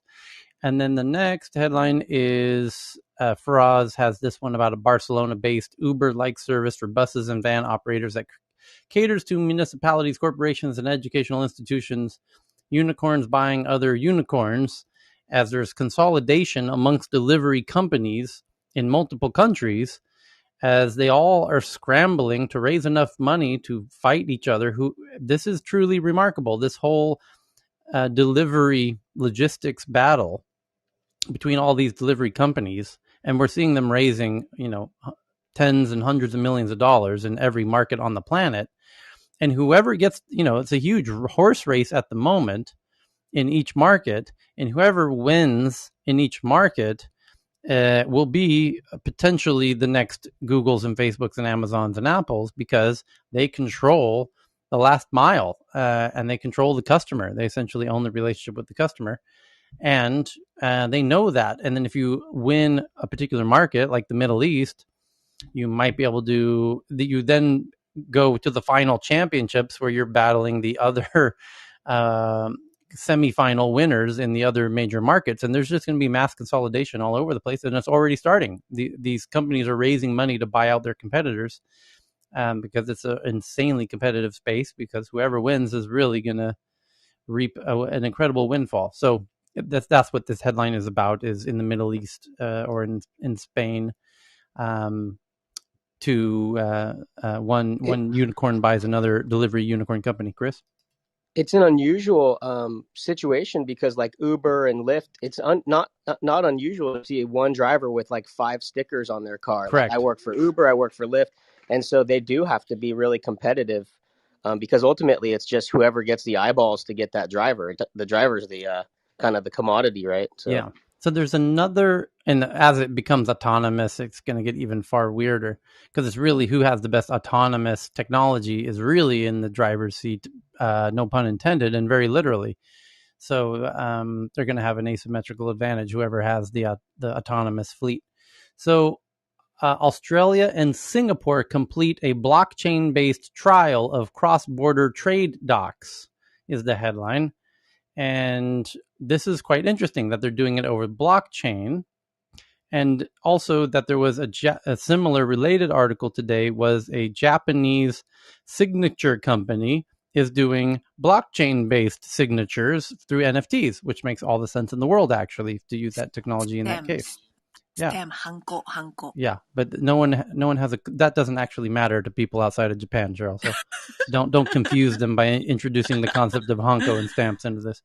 They're doing signatures. They're doing digital signatures through NFTs, and I'm surprised that the digital signature companies aren't already the ones who have the head start in this, like DocuSign, for example, which is like a $50 billion company, or 150, something. It's a tremendously huge company now. Yeah, the NFT seems like a brilliant way to do the verification of the signature and all of that. And then also document sending back and forth. The blockchain is a very natural extension for this, and people in the companies are finally getting their heads around it. And so that part's all ramping up nicely as well. And then the New York Times, Rhonda sends in this one from the New York Times. The headline reads, Facebook says it wants a fair shot, quote unquote, in the crypto payments sphere. David Marcus, the head of the financial services unit, who used to be in charge of Facebook Messenger, anecdotally, and he's incredibly senior and very powerful at Facebook, by the way, right under Zuckerberg, described the social network Facebook as a challenger in the payments industry that faces unfair resistance. And those of us who've been watching this closely on a day-by-day basis, about a year ago, will fondly remember when Facebook proudly announced their, what did they call it initially, Michelle? They didn't call it Diem initially. What was it called initially? Diem, she's got her hand up here. Welcome, Michelle. Somebody... yeah, I think you mean Novi. No, Libra? But Libra. Oh, Libra. There we go. Libra. So Facebook came out all hot on the mic that they were launching Libra with a lot of big partners, Visa, and boy, everybody was on board, it seemed. And everybody said, hell no. No. We're not going to have Facebook become the alternative to Bitcoin and take over the payments layer for everything. It could. It was very clever. The problem is people don't want to give Mark Zuckerberg that much power, essentially. They don't want to have all that power consolidated under any one company, most of all a big social media company, and certainly not Mark Zuckerberg. Like that was truly ambitious, truly brilliant. Coulda, shoulda, mighta worked, but folks were naturally reluctant and apprehensive to play along and make that happen. So that's an important backstory to this now New York Times headline today, which is Facebook says it wants a fair shot in the crypto payments sphere, and David Marcus, right under Mark Zuckerberg, the head of financial services unit, described the social network Facebook as a challenger in the payments industry. Yeah, you could say that.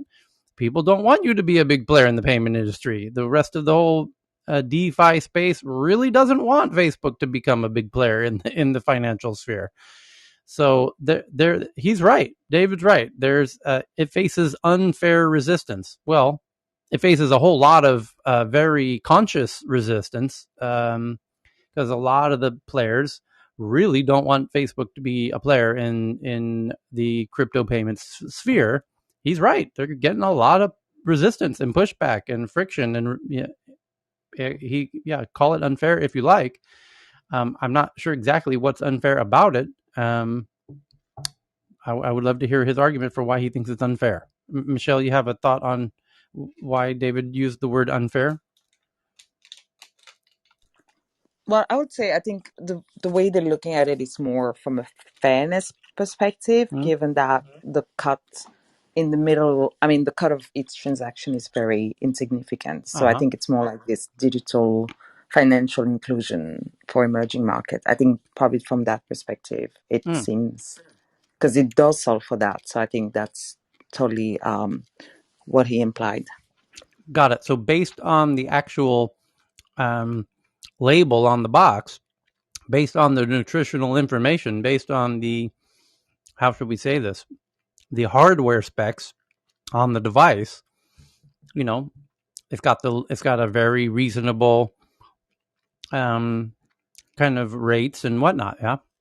So yeah, if it was being, and now I can understand what he means with maybe being perceived of unfairly, because they're offering more generous rates than many many of the other companies. So why is it still being kind of left out of the party? So interesting point, though. But no, can you give us any kind of an update on the latest with clearly David's efforts with Diem and as you mentioned, they have a wallet and a currency.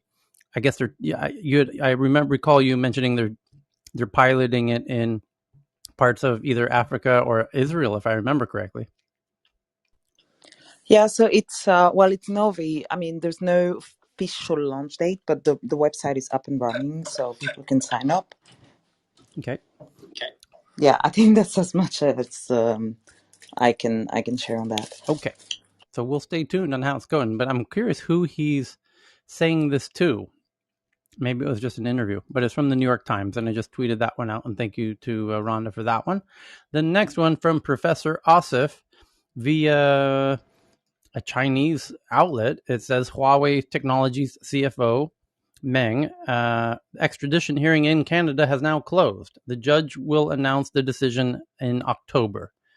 Canadian judge appeared skeptical of arguments made by the prosecutors. So we will see how that shakes out, and you better believe China is waiting on pins and needles to find out how that plays out, or what the decision will be. The next one, keeping on the digital currency tip, Ethereum founder Vitalik is skeptical of Twitter's Jack Dorsey and Zuckerberg's plans. And Ethereum founder is skeptical of Dorsey and Zuckerberg's plans. Jack Dorsey and Mark Zuckerberg may be making big plans in the cryptocurrency space, but Vitalik Buterin, the creator of Ethereum, doesn't see them as likely to gain much traction. And this is from Bloomberg, and there's a video of him, and we will tweet that out right now so that you can do the deep dive on that. Thank you to Faraz for that. Vitalik is, by the way, one of the voices in Stoner Cats, if you guys are interested in watching that. The hot new NFT series from Ashton Kutcher and Mila Kunis and friends. And the New York Times has an article out now that I just retweeted, and the headline reads, How Amazon Won Shopping. Amazon might not be the best shopping site, but using it can feel like magic due to their one-click purchasing power. And that's how they won, really, was they patented one click, and then now that patent's expired, and so now they're starting to have a little friction. Netflix adds spatial audio support for iOS 14 devices. Indeed, they have. We read that one. Thank you, Joe. And Amazon plans to open large retail units for clothing and others is one of the headlines today. The others, this one's from Faraz via Bloomberg. The headline reads, two sexual assault survivors spur Airbnb arbitration turnaround. And where they used to force guests into confidential arbitration, where none of that information ever came out. And that's one of the clever ways that big tech companies intentionally force in their agreements that any kind of disputes will be settled in arbitration, so that very embarrassing details don't get revealed publicly, like through the normal court process. And so anyways, two sexual assault survivors spur Airbnb arbitration turnaround, and it's a very long story from Bloomberg that I just tweeted out. So the next one is this one that Cheryl sent in about a UK Briton jailed in Singapore for not wearing a mask in public and to be deported after release from prison. Briton Benjamin Glynn is preparing to get deported after he was released from prison on Wednesday. The 40-year-old former recruitment consultant was sentenced to 6 weeks jail after he was convicted on the same day. District Judge Eddie Thom found him guilty of 2 charges under COVID-19 Act, as well as 1 count each of harassment and being a public nuisance. The sentence was backdated, blah, blah, blah. From July 19th to August 4th, he was remanded in prison for not wearing a mask on in a subway train or in the courtroom. And that's how you know you're a complete jackass, when you're already facing prison and you refuse to wear the mask in the courtroom with the judge in front of you. You're asking for trouble, you dumb motherfucker. You stupid son of a bitch. What a complete fucking tool you are, Benjamin Glynn. What an utter jackass and embarrassment you are to all people of the UK. Tyler, after you the sack of hearing, shit. After the hearing, he was actually caught without the mask a 3rd time in public as well. The dude's an idiot. So what a complete... You're embarrassing all white people in Asia, you fucking scumbag. If he was in Sweden, he'd have generational shame, but because it's the UK or US, he'll probably have a talk show. So it says for each charge under the COVID-19 Act, the offender can be jailed for up to 6 months and fined $10,000 if convicted of harassment. An offender can be jailed for up to a year and fined up to $5,000. Anyway, good riddance to you, sir. This some individual by the name of Cal Patel sent in a tweet that Amazon's reportedly planning to open department stores. We got that one, Cal. Thank you. And the big news of the day was that Facebook introduces the new Horizon Workrooms remote collaboration reimagined.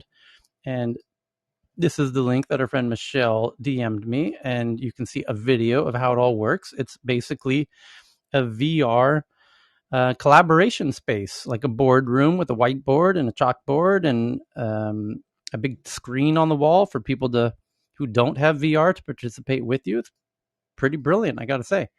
And the next one is from Jason, that hackers have figured out a backdoor to the human brain, successfully extract information using off the shelf brain wave monitoring device, BCI as we call it, brain computer interface. And what they demonstrated this at a hacker conference, whereby they put the brain monitoring thing on your head, and then they show you images that you have seen previously and not seen previously. And if you've seen the image previously, your brain responds in a different way because you've seen it previously. So if, for example, if they showed you your bank's logo, your brain would respond differently than if they showed you other bank logos. So in doing that, they could then show you a series of numbers that, if they guessed correctly, like your birth date then your brain would respond differently. And then by doing that in a very clever ways, they could figure out really interesting details like your birth date or where you're from, or maybe a 4-digit passcode and things like that. And they're suggesting that if it's done very cleverly, a hacker could build a kind of video game that would intentionally include images that they say that the game's being used and you can use your brain to control the game. But really what's going on is your brain is providing data to the game, and they're intentionally testing and sending you all kinds of interesting images to see if you recognize these images, and they're essentially hacking your brain to give away signals that you're not aware that you're giving away. You're letting them know that you've seen certain things that you're not telling them that you've seen or not seen, but your brain signature is telling them that you have. So it's and also information that would be useful to manipulate you. Right. So you've seen this very not safe for work image, and why exactly have you seen this image before? So as a really basic example. So the next one is that Marines are successfully fired a new Nemesis anti-ship system. The U.S. Marine Corps successfully fired its new anti-ship missile system, hitting a target off the coast of Kauai, Hawaii, this week during a large-scale exercise. And why are they testing missile launches in the Pacific? I wonder what could be happening near the Pacific that they would be testing, and even more importantly, doing large press releases that they are doing this. Normally, when they test these things, they don't run to the journalists and say, hey, we're successfully launching missiles in the Pacific, unless they want to send somebody a very strong signal.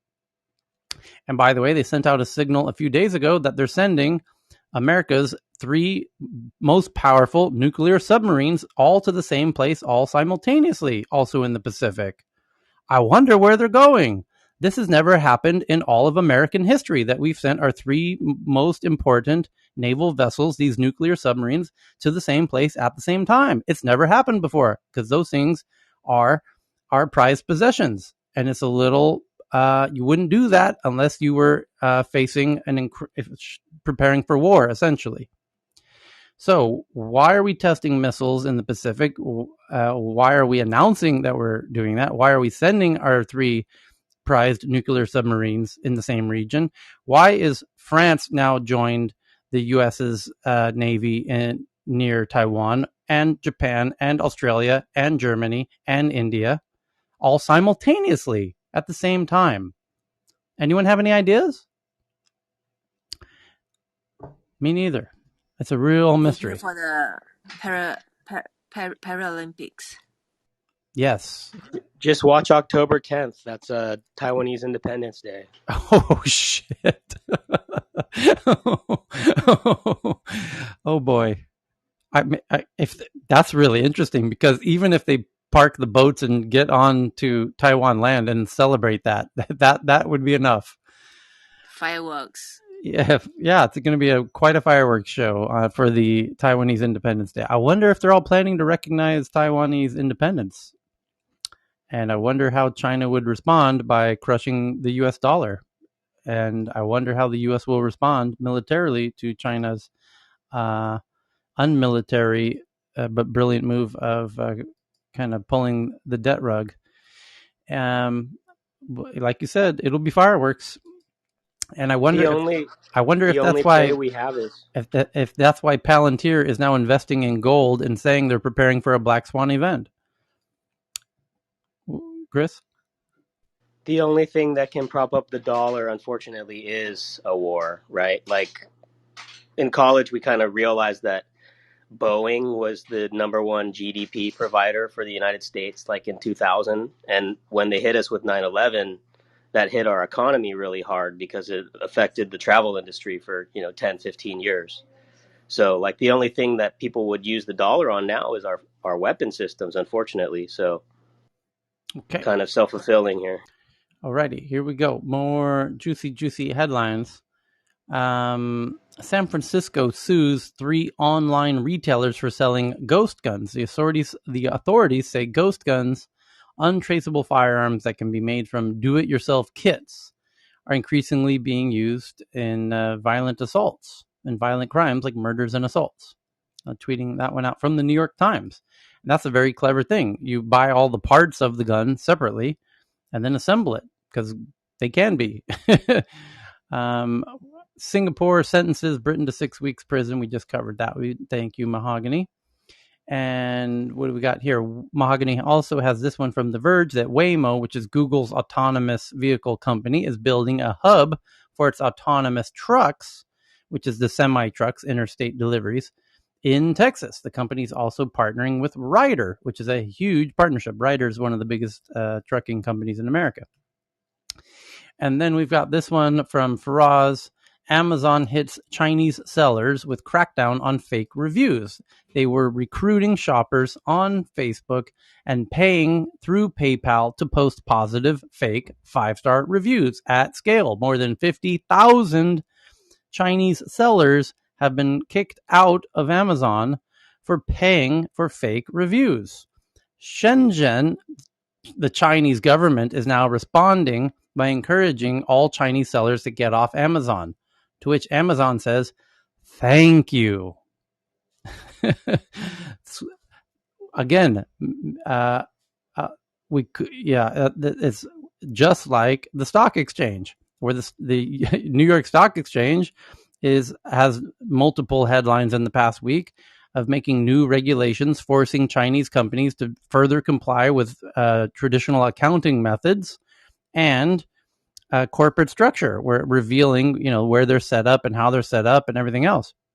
And China saying, don't list on the New York Stock Exchange. And the New York Stock Exchange is saying, thank you, get your shit companies off of our stock exchange. And Amazon saying, thank you, get your shit companies off of our e-commerce platform. And China saying, yes, no more business for the Americans. And the Americans say, thank you, Shay.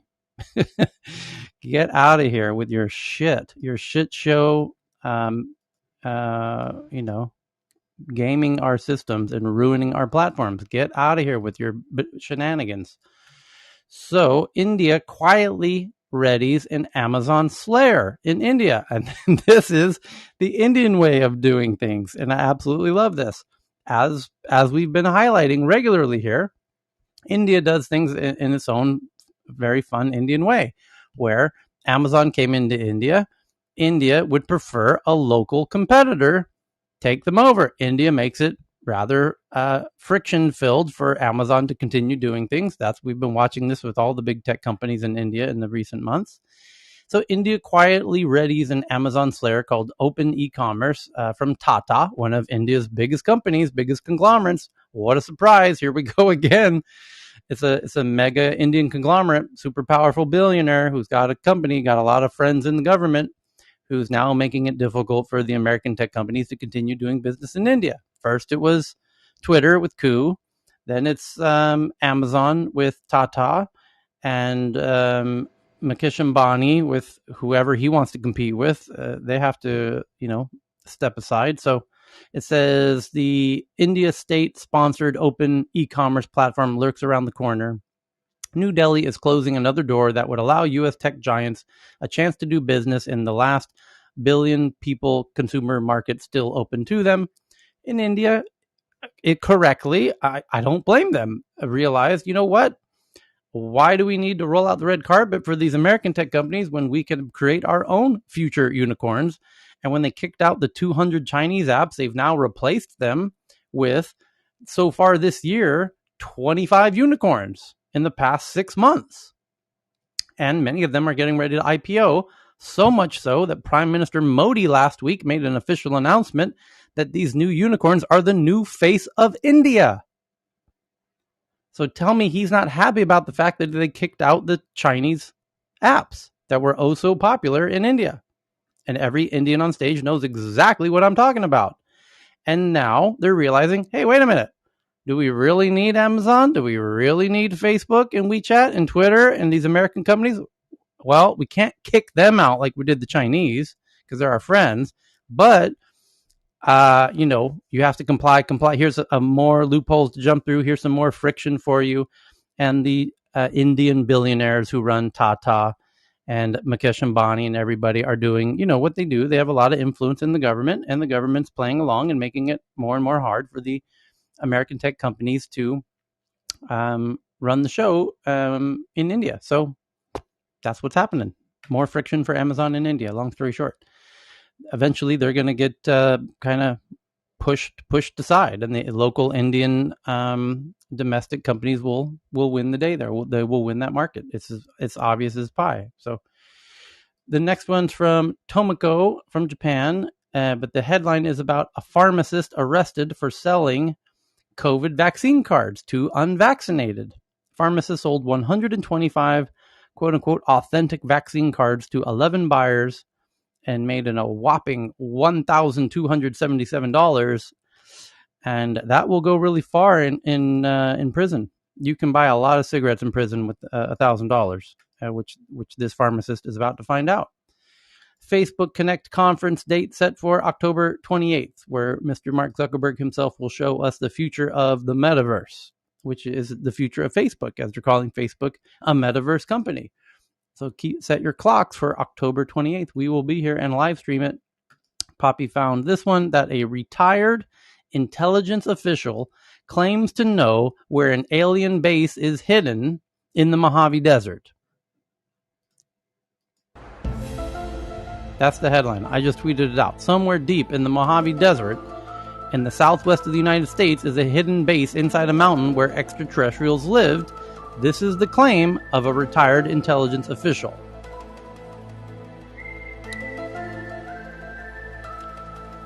This is a claim of a self-described retired defense intelligence officer who now goes by the alias Anjali.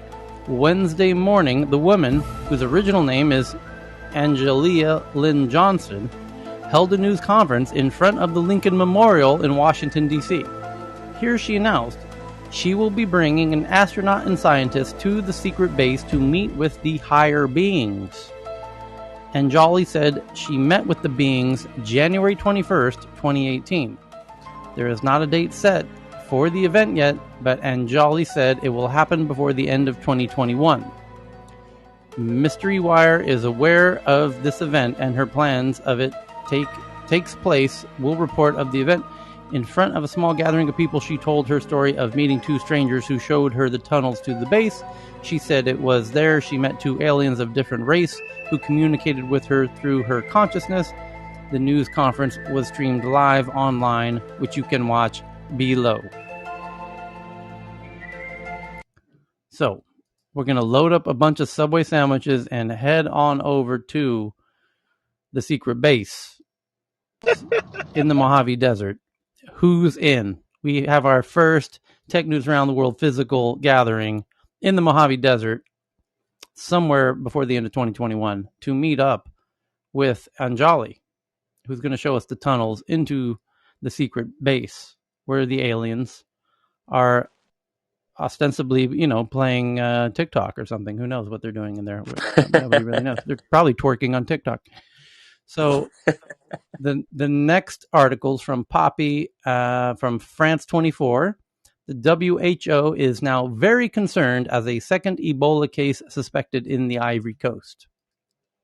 Evan sends in this one. The headline reads, Team develops AI to decode brain signals and predict behavior. An artificial neural network AI designed by an international team involving UCL can translate raw data from brain activity, paving the way for new discoveries and predicting behaviors. And boy, would Google pay a lot of money to be able to predict your behavior. And in fact, they kind of can. And people often are surprised at the accuracy of ads that they see before they even knew they wanted them. But if you think Google makes a lot of money now, whoever can crack a prediction of what people are going to likely do or buy next will be the world's most wealthy company by a very large margin very, very quickly. So if you can figure out this technology, you could make Jeff Bezos look like an Afghan refugee very quickly. So don't you think the cranium is a good line to hold in terms of privacy? Wetware. Yeah. The new method could accelerate discoveries of how brain activities relate to behaviors and closer integration between the study published today in eLife, co-led by the Kavli Institute for Systems Neuroscience in Trondheim, Norway, and the Max Planck Institute for Human Cognitive and Brain Science, Leipzig, and funded by the Wellcome and European Research Council, shows that a convolutional neural network, a specific type of deep learning algorithm, is able to decode many different behaviors and stimuli from a wide variety of brain regions in different species, including humans. Lead researcher Marcus Frey said, neuroscientists have been able to record larger and larger data sets from the brain, but understanding the information contained in that data, reading the neural code, is still a hard problem. In most cases, we don't know what messages are being transmitted. We wanted to develop an automated method to analyze raw neural data of many different types, circumventing the need to manually decipher them. They tested the network called Deep Insight on neural signals from rats, exploring an open arena, and found it was able to precisely predict the position, head direction, and running speed of the animals. Oh, shit. Even without manually processing, the results were more accurate than those obtained with conventional analysis. Senior author Professor Caswell Berry said, existing methods miss a lot of potential information in neural recordings because we can only decode the elements that we already understand. Our network is able to access much more of the neural code, and in doing so teaches us to read some of those other elements. We're able to decode neural data more accurately than before, but the real advantage is that the network is not constrained by existing knowledge. The team found that their model was able to identify new aspects of the neural code, which they show by detecting a previously unrecognized representation of head direction encoded by interneurons in a region of the hippocampus that is among the first to show functional defects in people with Alzheimer's disease. Moreover, they show that the same network is able to predict behaviors from different types of recording across the brain areas and can also be used to infer hand movements in human participants. Wow. Which they determined by testing their network on a pre-existing data set of brain activity recorded in people. Co-author Professor Christian Doehler at the Max Planck Institute said the approach could allow us in the future to predict more accurately higher level cognitive processes in humans, such as reasoning and problem solving. Marcus Frey added, our framework enables researchers to get a rapid automated analysis of their unprocessed neural data, saving time which can be spent on only the most promising hypotheses using more conventional methods. So that's going to be our new jury screener, right? How are you going to vote? I love that article. Yeah. That's a great article. Yeah. Did you send that in, Cami? No, that was Evan. That was Evan. He's got great articles. Yeah, always. This is such a great one. That is scary shit. They were able to predict the mouse's movements and human hand gestures. And no doubt, if they can map the map of the brain, that's wild shit. Elon. So here's the next one. Why are scientists getting excited about nuclear fission? Nuclear fission is the process that is at the work in the stars and the sun. American scientists say they could be on the verge of harnessing it for clean energy. That's why, because there's this thing called the climate crisis. So I just tweeted that one out. And then Evan found this fantastic device, which you put in a swimming pool or a beach if you happen to have one. He even says in his article, idea for your resort, Tyler. It's a little boat drone that floats on the water, and you put beers in this floating little boat and chips and salsa and whatever else you want to say, and then you can deliver it to people who might be swimming out in your beach or in your pool. Chilling in the pool is great, but what a drag to have to get out and grab a cold beer.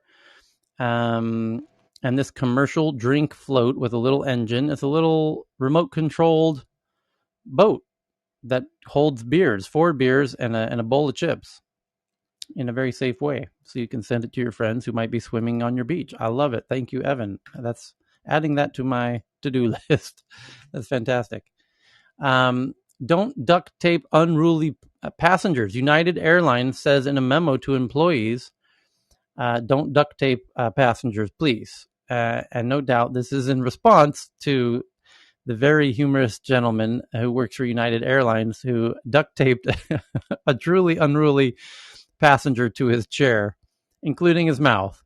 And if you didn't see that viral video, you should stop whatever you're doing right now and just Google that. And trust me, you'll be glad you did. That is one of the funniest things I've seen in a very long time. Yeah. And now United is making the official statement, please don't duct tape passengers to the chairs. The memo was sent out after recent incidents involving passengers on other carriers who were duct taped to their seats. Water shortages loom over the future, according to The Verge. The Verge is a tech publication, a tech blog that covers, smartphones and shit like that. And now they're reporting that water shortages loom and water and semiconductor shortages come to a head in Arizona. That's why they're covering it, because this is an article and a theme that we are watching very closely because we're running out of water in parts of the world. It's called water stress.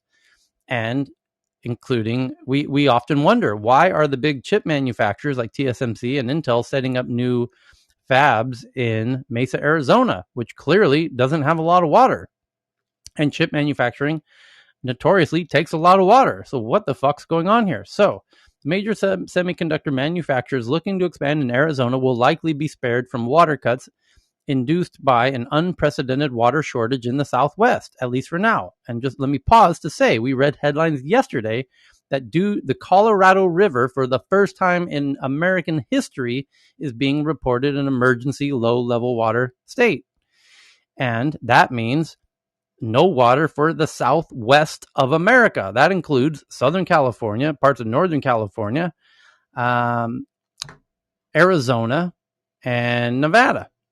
So, and that's Arizona is where these plants are going, into Yucca, Arizona, and Mesa, Arizona. As part of the scramble to end the shortage of another kind, the semiconductors, the global dearth in semiconductor chips, both Intel and TSMC plan to open new facilities in Arizona.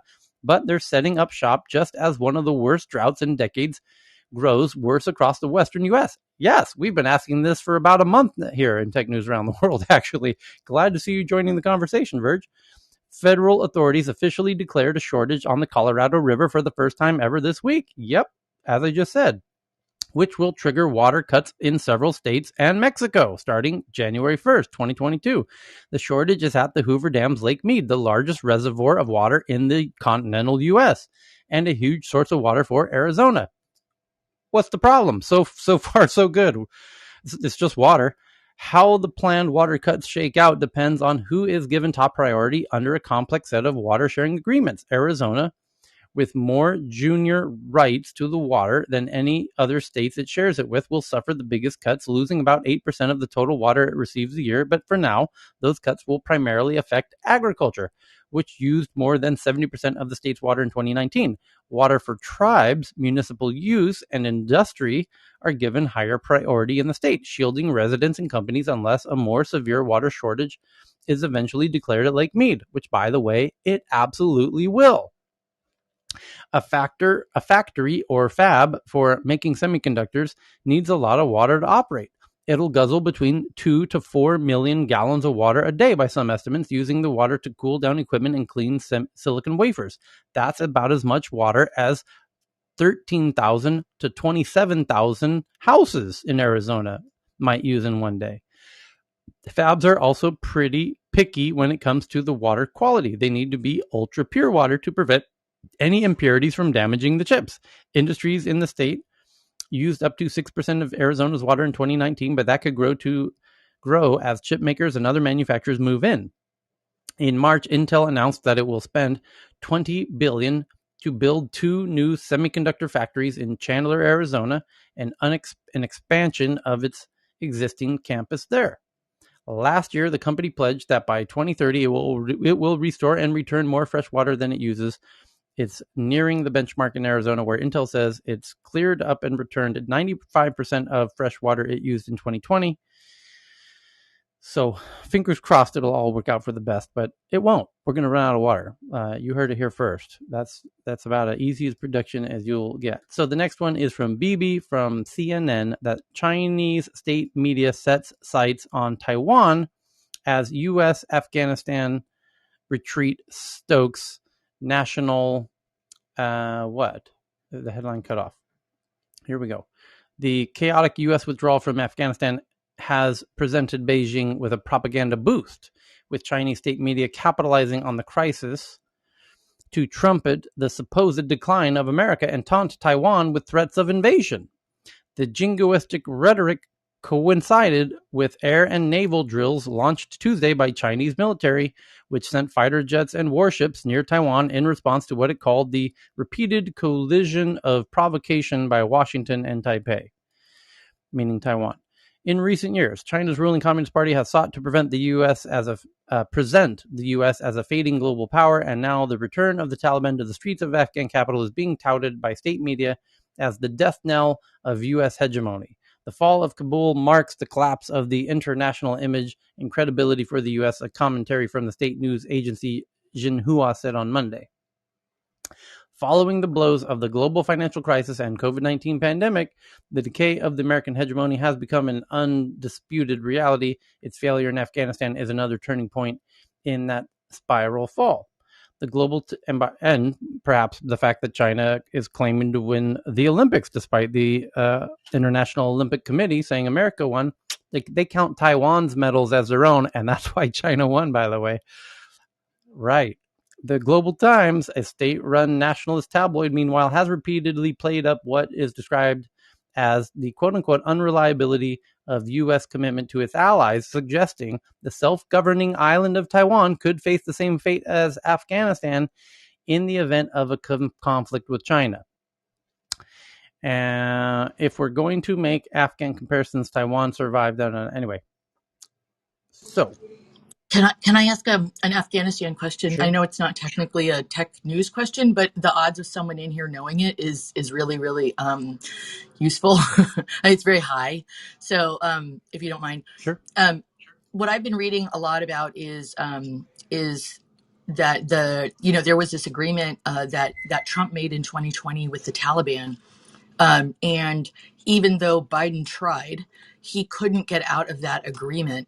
And so he had to comply with it. And so now there are apparently former Trump advisors. So everybody's on him now saying that that's the reason that they had this very chaotic quick leave. It surprised even them. But because of the terms of this agreement, they still had to conduct the exit the way that they did, relatively speaking. And there's former Trump advisors are now saying you shouldn't have complied with that 2020 agreement. Does anybody have any insight in this? The only thing I know is it was calculated that the U.S. had spent $300 million a day for 20 years. And they were not and thousands of lives, and for nothing. We essentially got the only thing we got out of going into Afghanistan was shutting down Al Qaeda and killing its leaders, which was the whole point of going there. So there was no point in spending another $300 million a day and risking American lives there. So that was the perspective of the government.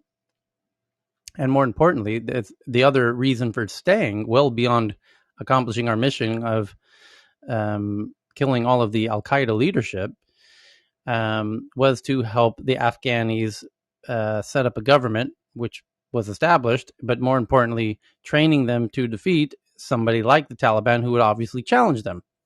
And Biden made the statement that we could do that. We did train them. We spent significant resources and time and energy training them. But what we couldn't give them is the will to fight. And it was reported that as Taliban approached, they literally handed over their guns and ran for the hills. Okay, that's not ideal. And that's been corroborated by all of the witnesses on the ground. So when they witnessed that happening on the outskirts of Afghanistan, they realized these people aren't going to resist the Taliban at all. They're not willing to shoot at them.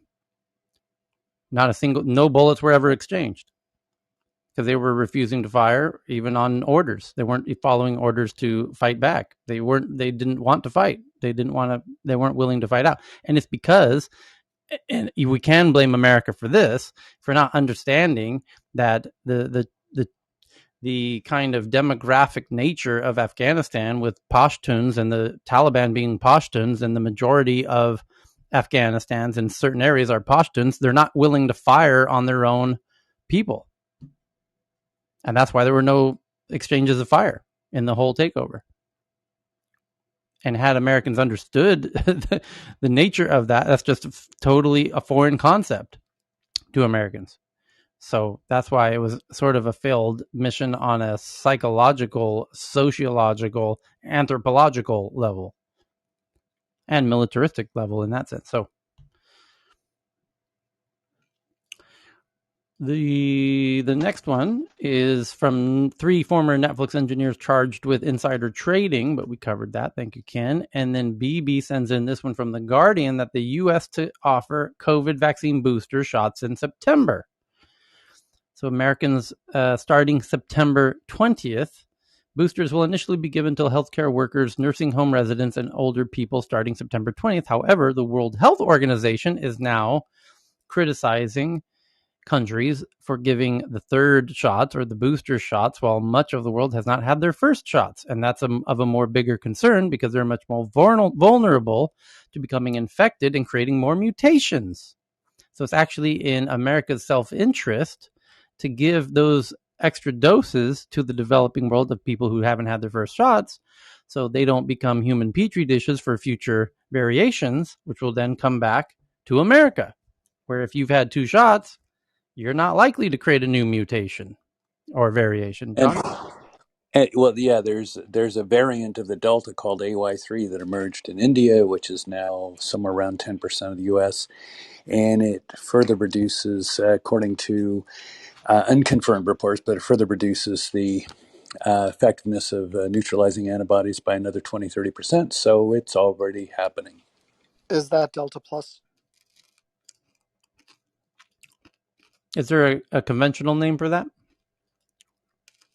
John, is that Delta Plus?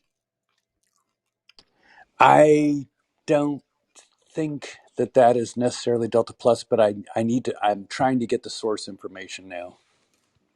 Okay. So in terms of vaccines, I mean, we knew this was coming like a long time ago, and the responsible thing to do would have been to, have plans to scale up manufacturing everywhere. But that just wasn't the Trump administration's priority. Yeah. So hold on here. People DMing some interesting stuff here. Wirelessly embedded thumb drives. That's interesting. And then Raman just sent in this one that the FTC, Lena Khan, refiles the antitrust case against Facebook, argues no social network comes close to its scale, and they had filed an antitrust case previously. It got thrown out of court. The court said, come back with a new version. They asked for an extension on time. The Facebook agreed, and now they've refiled their new antitrust case against Facebook. So it's part 2, round 2 of the FTC, Federal Trade Commission, and Lena Khan versus Mark Zuckerberg and Facebook.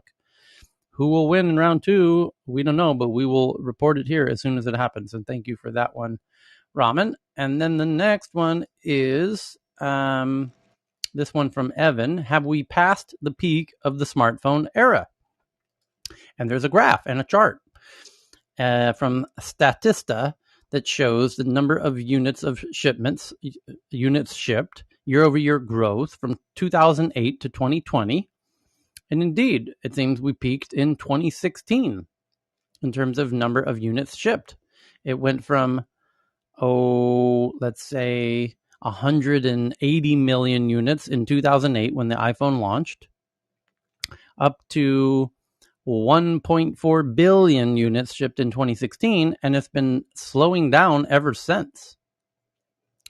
Yeah, it's now at 1.3 billion per year and dropping notably. So yes, we have reached past the peak of the smartphone era, and that's why the big tech companies are getting all excited about a new platform. It's time for a new platform because the current platforms are maximized, saturated. We filled the market. It's slowing down. We need new hardware. We need a new platform. And here comes VR. What an awesome coincidence. There's a new platform on the horizon right as the former platform has reached max saturation on the planet. It's called VR. You're going to love it. And Facebook is having their VR annual event on October 28th, and we will live stream it here just in time for Christmas. What a coincidence. So the next article is from CNBC. Huawei vows to return to the smartphone throne despite U.S. sanctions crippling its business. Under the Trump administration, Huawei was put on an export blacklist and cut off from key semiconductors required for smartphones, including 5G chips. That's right. Ironically, Huawei phones can't do 5G because they don't have the 5G chips. Because Huawei, while they were able to build their office next door to Ericsson outside of Stockholm and copy their 5G antennas right down to the nuts and bolts, and they have 5G transmitter and antennas they sell all throughout the world, they weren't able to copy Qualcomm's 5G chips because they didn't build an office right next door to Qualcomm in La Jolla, San Diego. And if they had, they probably would have. But they didn't. So they don't have their own chips because they weren't able to copy them like they copied everything else that they have. And now everyone knows what they do. And that's why they've been blacklisted. As everyone in Ottawa, Canada knows. Anyone who has anything to do with Nortel, anyone who has anything to do with Ericsson in Sweden knows the Huawei game. And people are now calling it out, and they know what Huawei is all about. And they just intellectually do corporate espionage and steal everything and then replicate it, because that's what they do. They replicate. And then they weren't able to replicate the 5G chips, so their phones suck ass. They can't even do 5G on their own transmitters and antennas because they don't have their own 5G chips. So, no, they're not going to come back to the smartphone throne anytime soon. For that very reason. You don't even have 5G in your shitty phones. So the Taliban are sitting on $1 trillion worth of minerals the world desperately needs, is the headline from CNN. The swift fall of Afghanistan to the Taliban fighters 2 decades after the United States invaded the country has triggered a political and humanitarian crisis. And the issue is, while indeed they have $1 trillion worth of minerals, the issue is how to get it the fuck out of there, because Afghanistan is landlocked and surrounded by Pakistan, Iran, China, and Russia as its 4 neighbors. So if you try and remove anything from Afghanistan, you're going to have to go through one of those neighbors to get to the ocean, either by train. So how do you get stuff out? That's the big problem. That's not a trivial problem. That's an incredibly difficult logistical, geopolitical problem, because those countries are not going to help you. So the next big headline is that Netflix now rolling out spatial audio support on the iPhone. We covered that. Thank you. And Katerina has this one about another space race from Forbes, pioneering satellite repairing robots. In late February 2020, the MEV-1 successfully performed an automated rendezvous with a graveyard-parked, non-transmitting satellite called Instelsat. Oh, you paywalled this one? Come on, Forbes. Yeah, they did. Sorry. So I'll tweet that one out. I just did. And then Heyman has this one, that engineers make critical advance in quantum computer design. Another day, another quantum computer update. This is fantastic. Engineers, the team wanted to crack the problem that had stumped scientists for decades: how to control millions of qubits without taking up space with more wiring. And that's the headline. And if that's your kind of jam, if you're all into qubits, we just tweeted that one out to the Tech News Twitter account. And then let's see, is there an update on the U.S. Capitol? Apparently not. The truck parked out in front of the Library of Congress. Seems there's not quite an update on that as yet. Little bit, Tyler, that it's a man and he was streaming to Facebook Live, and they've taken down the Facebook Live thing now. They think his name is Ray Roseberry. Okay, thank you for that. Then we've got Bitcoin use will be totally optional in El Salvador, is the headline, but we already knew that. I actually heard the president in Twitter Spaces say exactly that. 2 senators urged the FTC to investigate Tesla over full self-driving claims. Thank you, Mahogany. Crypto is a national security asset, not a liability, according to Forbes. And Australia's green Bitcoin mining firm Iris Energy files for a listing on the NASDAQ. So congrats to them. And Mahogany has this really interesting one from Engadget about an ingestible robot delivers insulin to your body without external needles. That's fantastic. And even better, we also have wearable blood sugar monitor patches. So now you could have both. Fantastic. You wear the patch. You can monitor your blood sugar level in real time. The data from that, if your blood sugar gets too high or too low, can send a signal to this new ingestible robot to deliver insulin when needed. Boom, problem solved. You don't have to do any more blood testing. You don't have to do any more insulin injections. The whole thing happens automagically internally. Holy cow, we did it, everybody. Hello, science. That's fantastic. You just combine those two technologies and wow, that's amazing.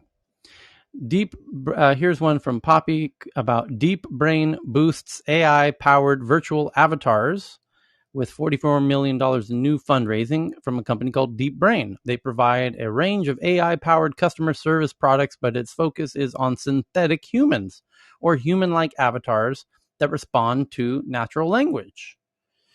And then Poppy sends in one that a data visualization and analytics platform called Preset takes in $35 million. And Faraz has this one that's Liquid Exchange hacked to the tune of $80 million. Another crypto exchange getting hacked.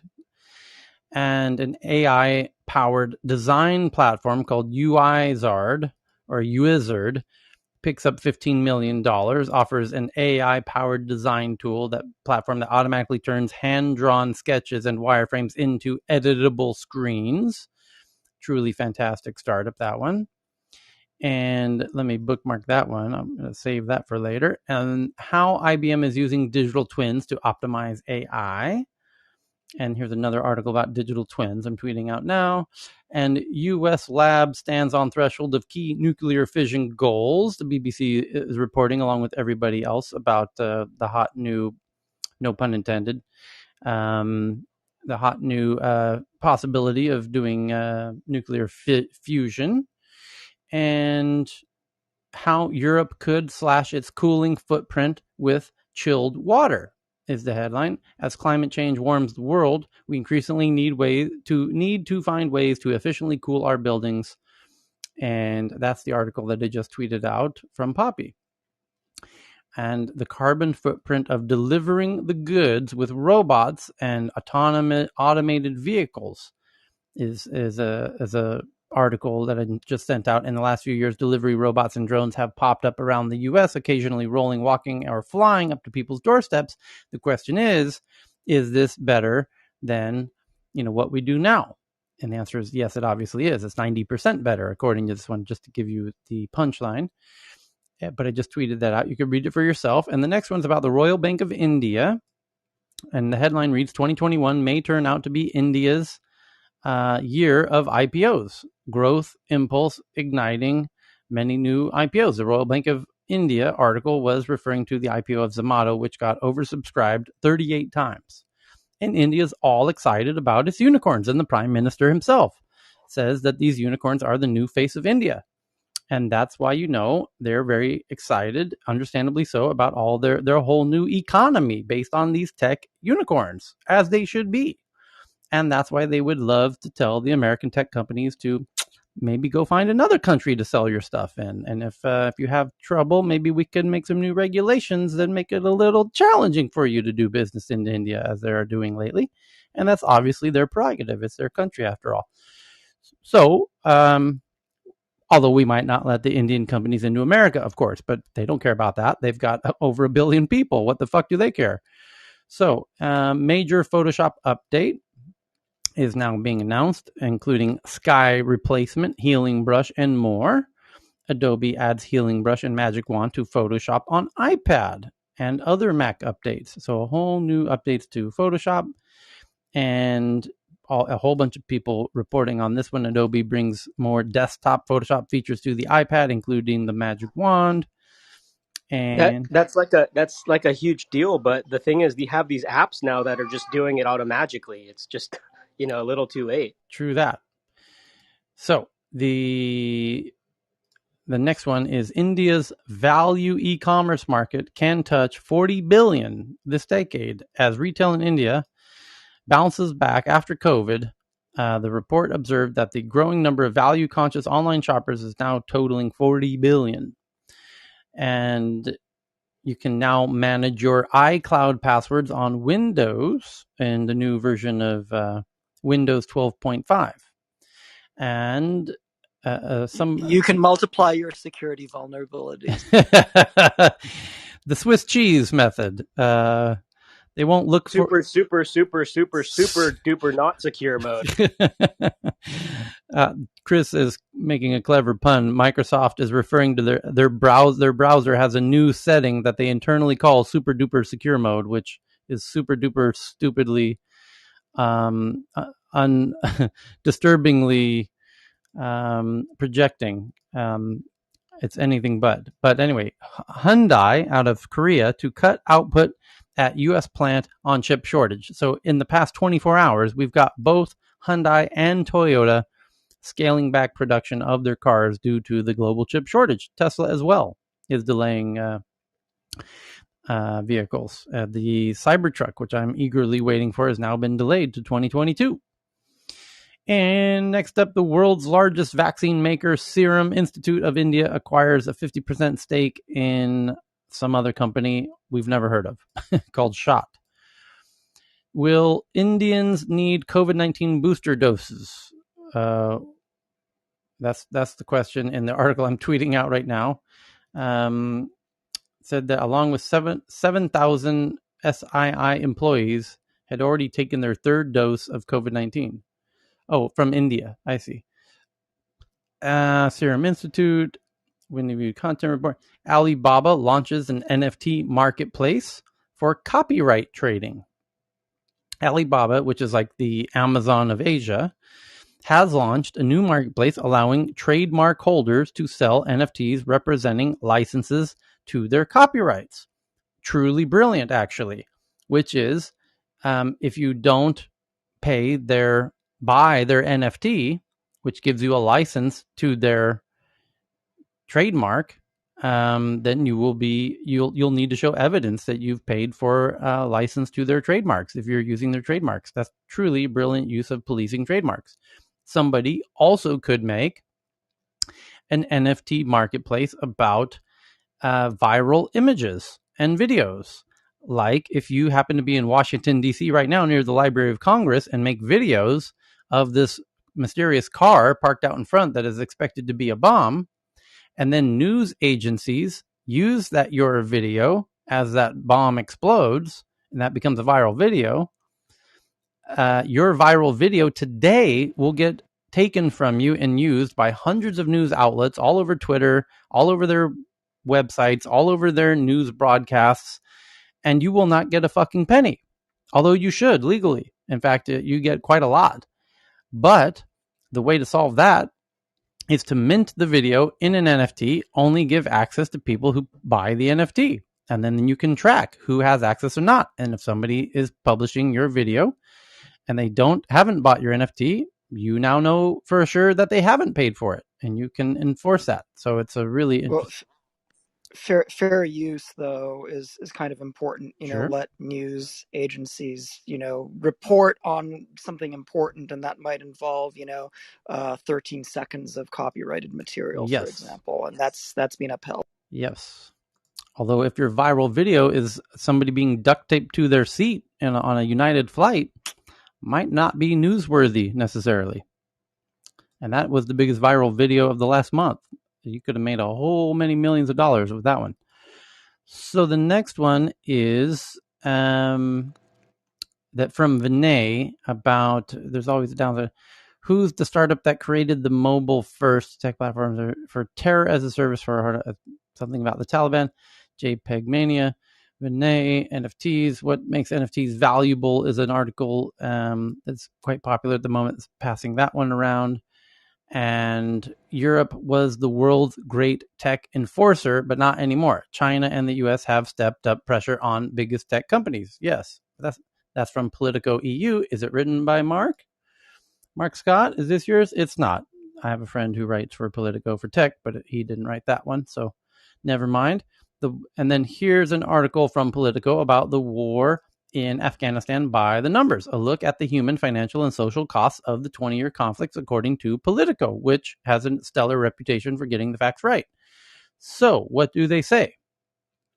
The human cost for Afghans, for NGO workers and reporters, for soldiers and their families is incalculable. Estimates of casualties as a direct result of the war exist. But they tell very little about the conflict's indirect costs of poverty, starvation, mental illness, and lifelong impacts on health and well-being. Let's get to the numbers. Should we, Politico? Show me the dollar sign. Let's see. You're going to make me search for it. $2.6 trillion over 20 years comes out to $300,000 per day, as I mentioned. And do they have over 50,000 civilian casualties? There you go. Was it worth it? Probably not. 2.6 trillion could have fixed the education and the healthcare system in America and the pension system in America. So, yeah, no, we could have used that money in much better ways. And hopefully America's really learning the lesson. And the good news is it has. We're not going to be spending any more money in that type of a scenario anytime soon. In fact, we can't. So the rest of the world's going to have to police itself from now on. It's been fun. We've got our own oil. We've got our own water. We've got our own food. We've got our trading partners on the ground with Mexico and Canada. Y'all can go fuck yourselves. It's been fun. Take care of yourselves and your own imports and exports and your own oil transports and your own water and your food. Good luck. Best wishes, everybody. Yours sincerely, America. We're going to be at home taking care of ourselves for the foreseeable future. So, and now you know why China needs a navy to protect its oil tankers back and forth from the Persian Gulf, which is half of its energy needs. Good luck protecting that with the 12 countries that hate your ass all along the way. There's these things called militarized drones. Good luck. Have fun securing your food and your energy. So the next headline is former Netflix staffers charged for making $3 million on insider trading. And the Wall Street regulator says confidential subscriber growth data was used in the alleged scheme by the former employees who were working with their relatives, namely their brother and a friend, to do the insider trading where they were leaking the subscriber data and doing the insider trading. And now they're going to spend the rest of their lives in a nice concrete box eating really shitty food. Afghan refugees should be shared equally, says the EU Parliament President David Sassoli, adopted a more welcoming tone to arrivals from Afghanistan than other EU leaders. And let me explain something to you, David. I was in Sweden when the Syrians were leaving Syria and coming in through Hungary and up through Germany and then up through Denmark. And Denmark said, we don't want them, but you can use our bridge to get over to Sweden. Sweden brought in the most in the EU on a percentage basis. And now that gave rise to the far right-wing party in Sweden, who doesn't want them. And the people who didn't want them obviously are voting for the far right-wing party. And that's been same scenarios unfolding all across Europe.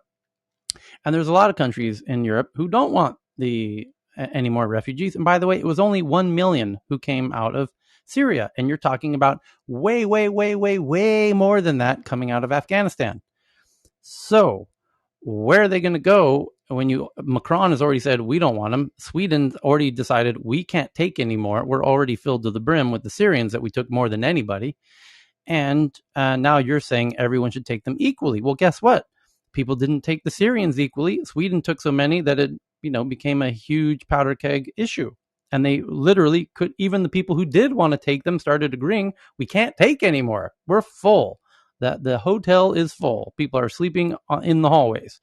So your idea that everyone should take them equally is a little naive there, Mr. David Sassoli, because people weren't taking them equally last time.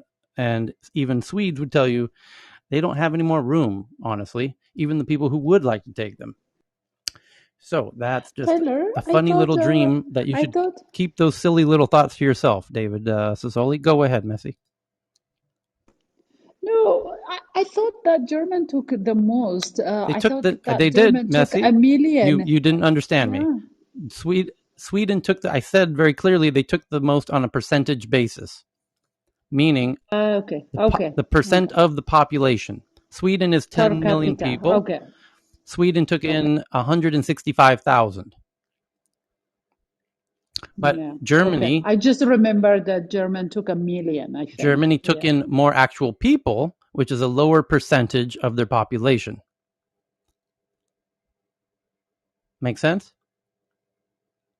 Yep. Okay. Sorry. No problem. So, green tech harvests double the power from ocean waves is the headline from Poppy in an advance that could make wave energy a viable renewable alternative, researchers have developed prototype technology that can harness the power of ocean waves in an advance that could finally make wave energy a viable renewable alternative. The untapped potential of ocean wave energy is vast. Yeah, no shit. That's a whole lot of energy coming through the oceans at any given time. It has been estimated that the power of coastal waves around the world each year is equivalent to the annual global electricity production. But the challenges of developing technologies that can efficiently extract the natural power and withstand the harsh ocean environments have kept wave energy stuck at the experimental stage. Now, a research team led by RMIT University has created a wave energy converter that is twice as efficient at harvesting power as any similar technologies developed to date. The innovation, published in the Journal of Applied Energy, relies on world-first dual turbine design led by Professor Zhu Wang. Said the wave energy was one of the most promising sources of clean, reliable, and renewable power. While wind and solar dominate the renewable market, they are available only 20 to 30% of the time. Wave energy is available 90% of the time on average, and the potential power contained in offshore waves is immense. Our prototype technology overcomes some of the key technology challenges that have been holding back the wave energy industry from large-scale deployment. With further development, we hope this technology could be the foundation for a thriving new renewable energy industry, delivering massive environmental and economic benefits. And then, or alternatively, fusion energy could generate more waves for the surfing community around the world. Or we could just do cold fusion and not even bother with that wave nonsense. So energy is not the long-term problem. It's how we process matter. So the next one, Swedish mountain shrinks by 2 meters in a year as glacier melts, is the headline from The Guardian. Researchers say climate change is driving the melting, which has seen Kebnekaise Lose more than 20 meters in height since the mid-1990s. And here's another Swedish one. Sweden's Hybrid delivers world's first fossil-free steel. So it's a new steel company making green steel, they call it. The world's first fossil-free steel. Said on Wednesday it had made the world's first customer delivery of steel produced without using any greenhouse gases. And now I'm tweeting out the 4 Horsemen cartoon that you have to see, where the 4 horsemen of the apocalypse, war, famine, pestilence, and death, are met by a 5th horseman riding along, looking at an iPhone, and they ask, "Who are you?" And he says, "Misinformation." He's the 4th horseman, the 5th horseman of the apocalypse. Misinformation. Very brilliant cartoon. And the next article is does he bear any resemblance to the CEO of any big social media companies? It's hard to tell. He's got a big black hood on. The next one's from Dan that he sent in earlier about some good news from Europe. Renewables are up, fossil fuels are down since pre-COVID, and now we're doing more renewables and less fossil and less coal, but the demand is back to where it was pre-COVID. And now that other people are sending in other very funny cartoons that you have to see from the Twitter account, so I'm tweeting those out. Thank you, Adriana and Poppy, for those. IKEA, also from Sweden, starts selling renewable energy to households in Sweden. And you might be starting to wonder, geez, it seems like these Swedes are kind of into green energy. And you would be right. They very much are. And Denmark as well. And Scandinavia is likely to be the first place on the planet to be completely impact zero. If they Dan is in the audience, by the way. Okay, let's see. Has he got his hand up? He does. Thank you, Cheryl. Evan is too. So welcome Evan and Dan back, and feel free to jump in, especially as we're on the green tech front. IMF blocks. So the IMF, the International Monetary Fund, blocks Afghanistan's access to the SDR reserves over lack of clarity on the government. And that's a really interesting point. Will the International Monetary Fund and the World Bank and all the traditional big global players accept a Taliban government? To be determined.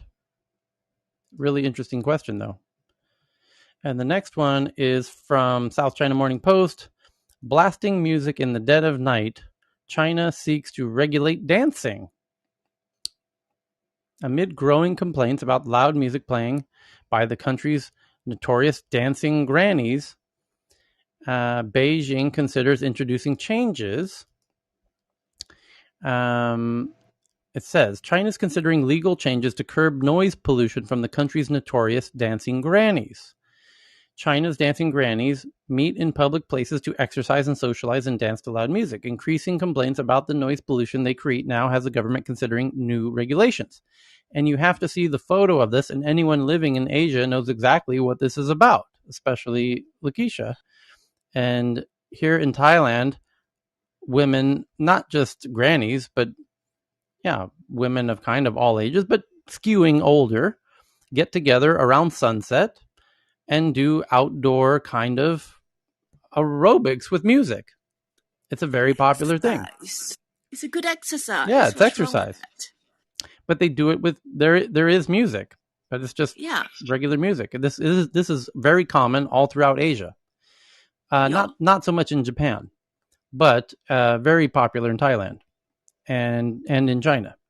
And so China is considering regulating the country's notorious dancing grannies, including introducing fines and penalties and a series of amendments to legislation aimed to curbing noise pollution.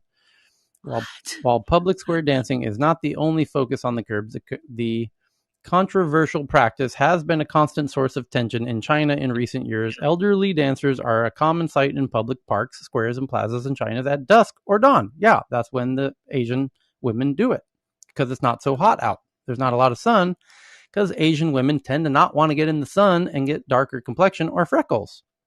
Leave them alone. Come on. I know. It's right. Is that like the worst thing ever? It's such a beautiful and charming thing to see when you see it. Yeah. It's very good culture. I completely agree with Anna Marie. I smile every time I see them exercising. Yeah. It's actually very healthy what they're doing. I would say very healthy and very happy. It makes them happy, distress, you know? What else can they do, right? Physically healthy. Doesn't a lot of this tie into the Falun Gong too, though? I imagine it might. That's what I'm starting to wonder. No, I don't think so. No, in China, the CCP might worry about that. It's a large group of people. Oh, assembly, okay. Right, it's a large assembly of people, which they don't like. Large groups of people getting together. Too much control. But Falun Gong was Tai Chi, and it was they specifically challenged the government as an organization. Yeah. But what you don't rule out these dancing grannies. They could take down the the CCP in a heartbeat. You do have a point. Oh my God. So we'll see how this all shakes out. Dancing grannies, your move. Uncle G versus the dancing grannies. So we will pause there. Now we're past the top of the hour. Another 3-hour session for Tech News Around the World. Thank you for joining us, everybody. We will meet again tomorrow on Friday.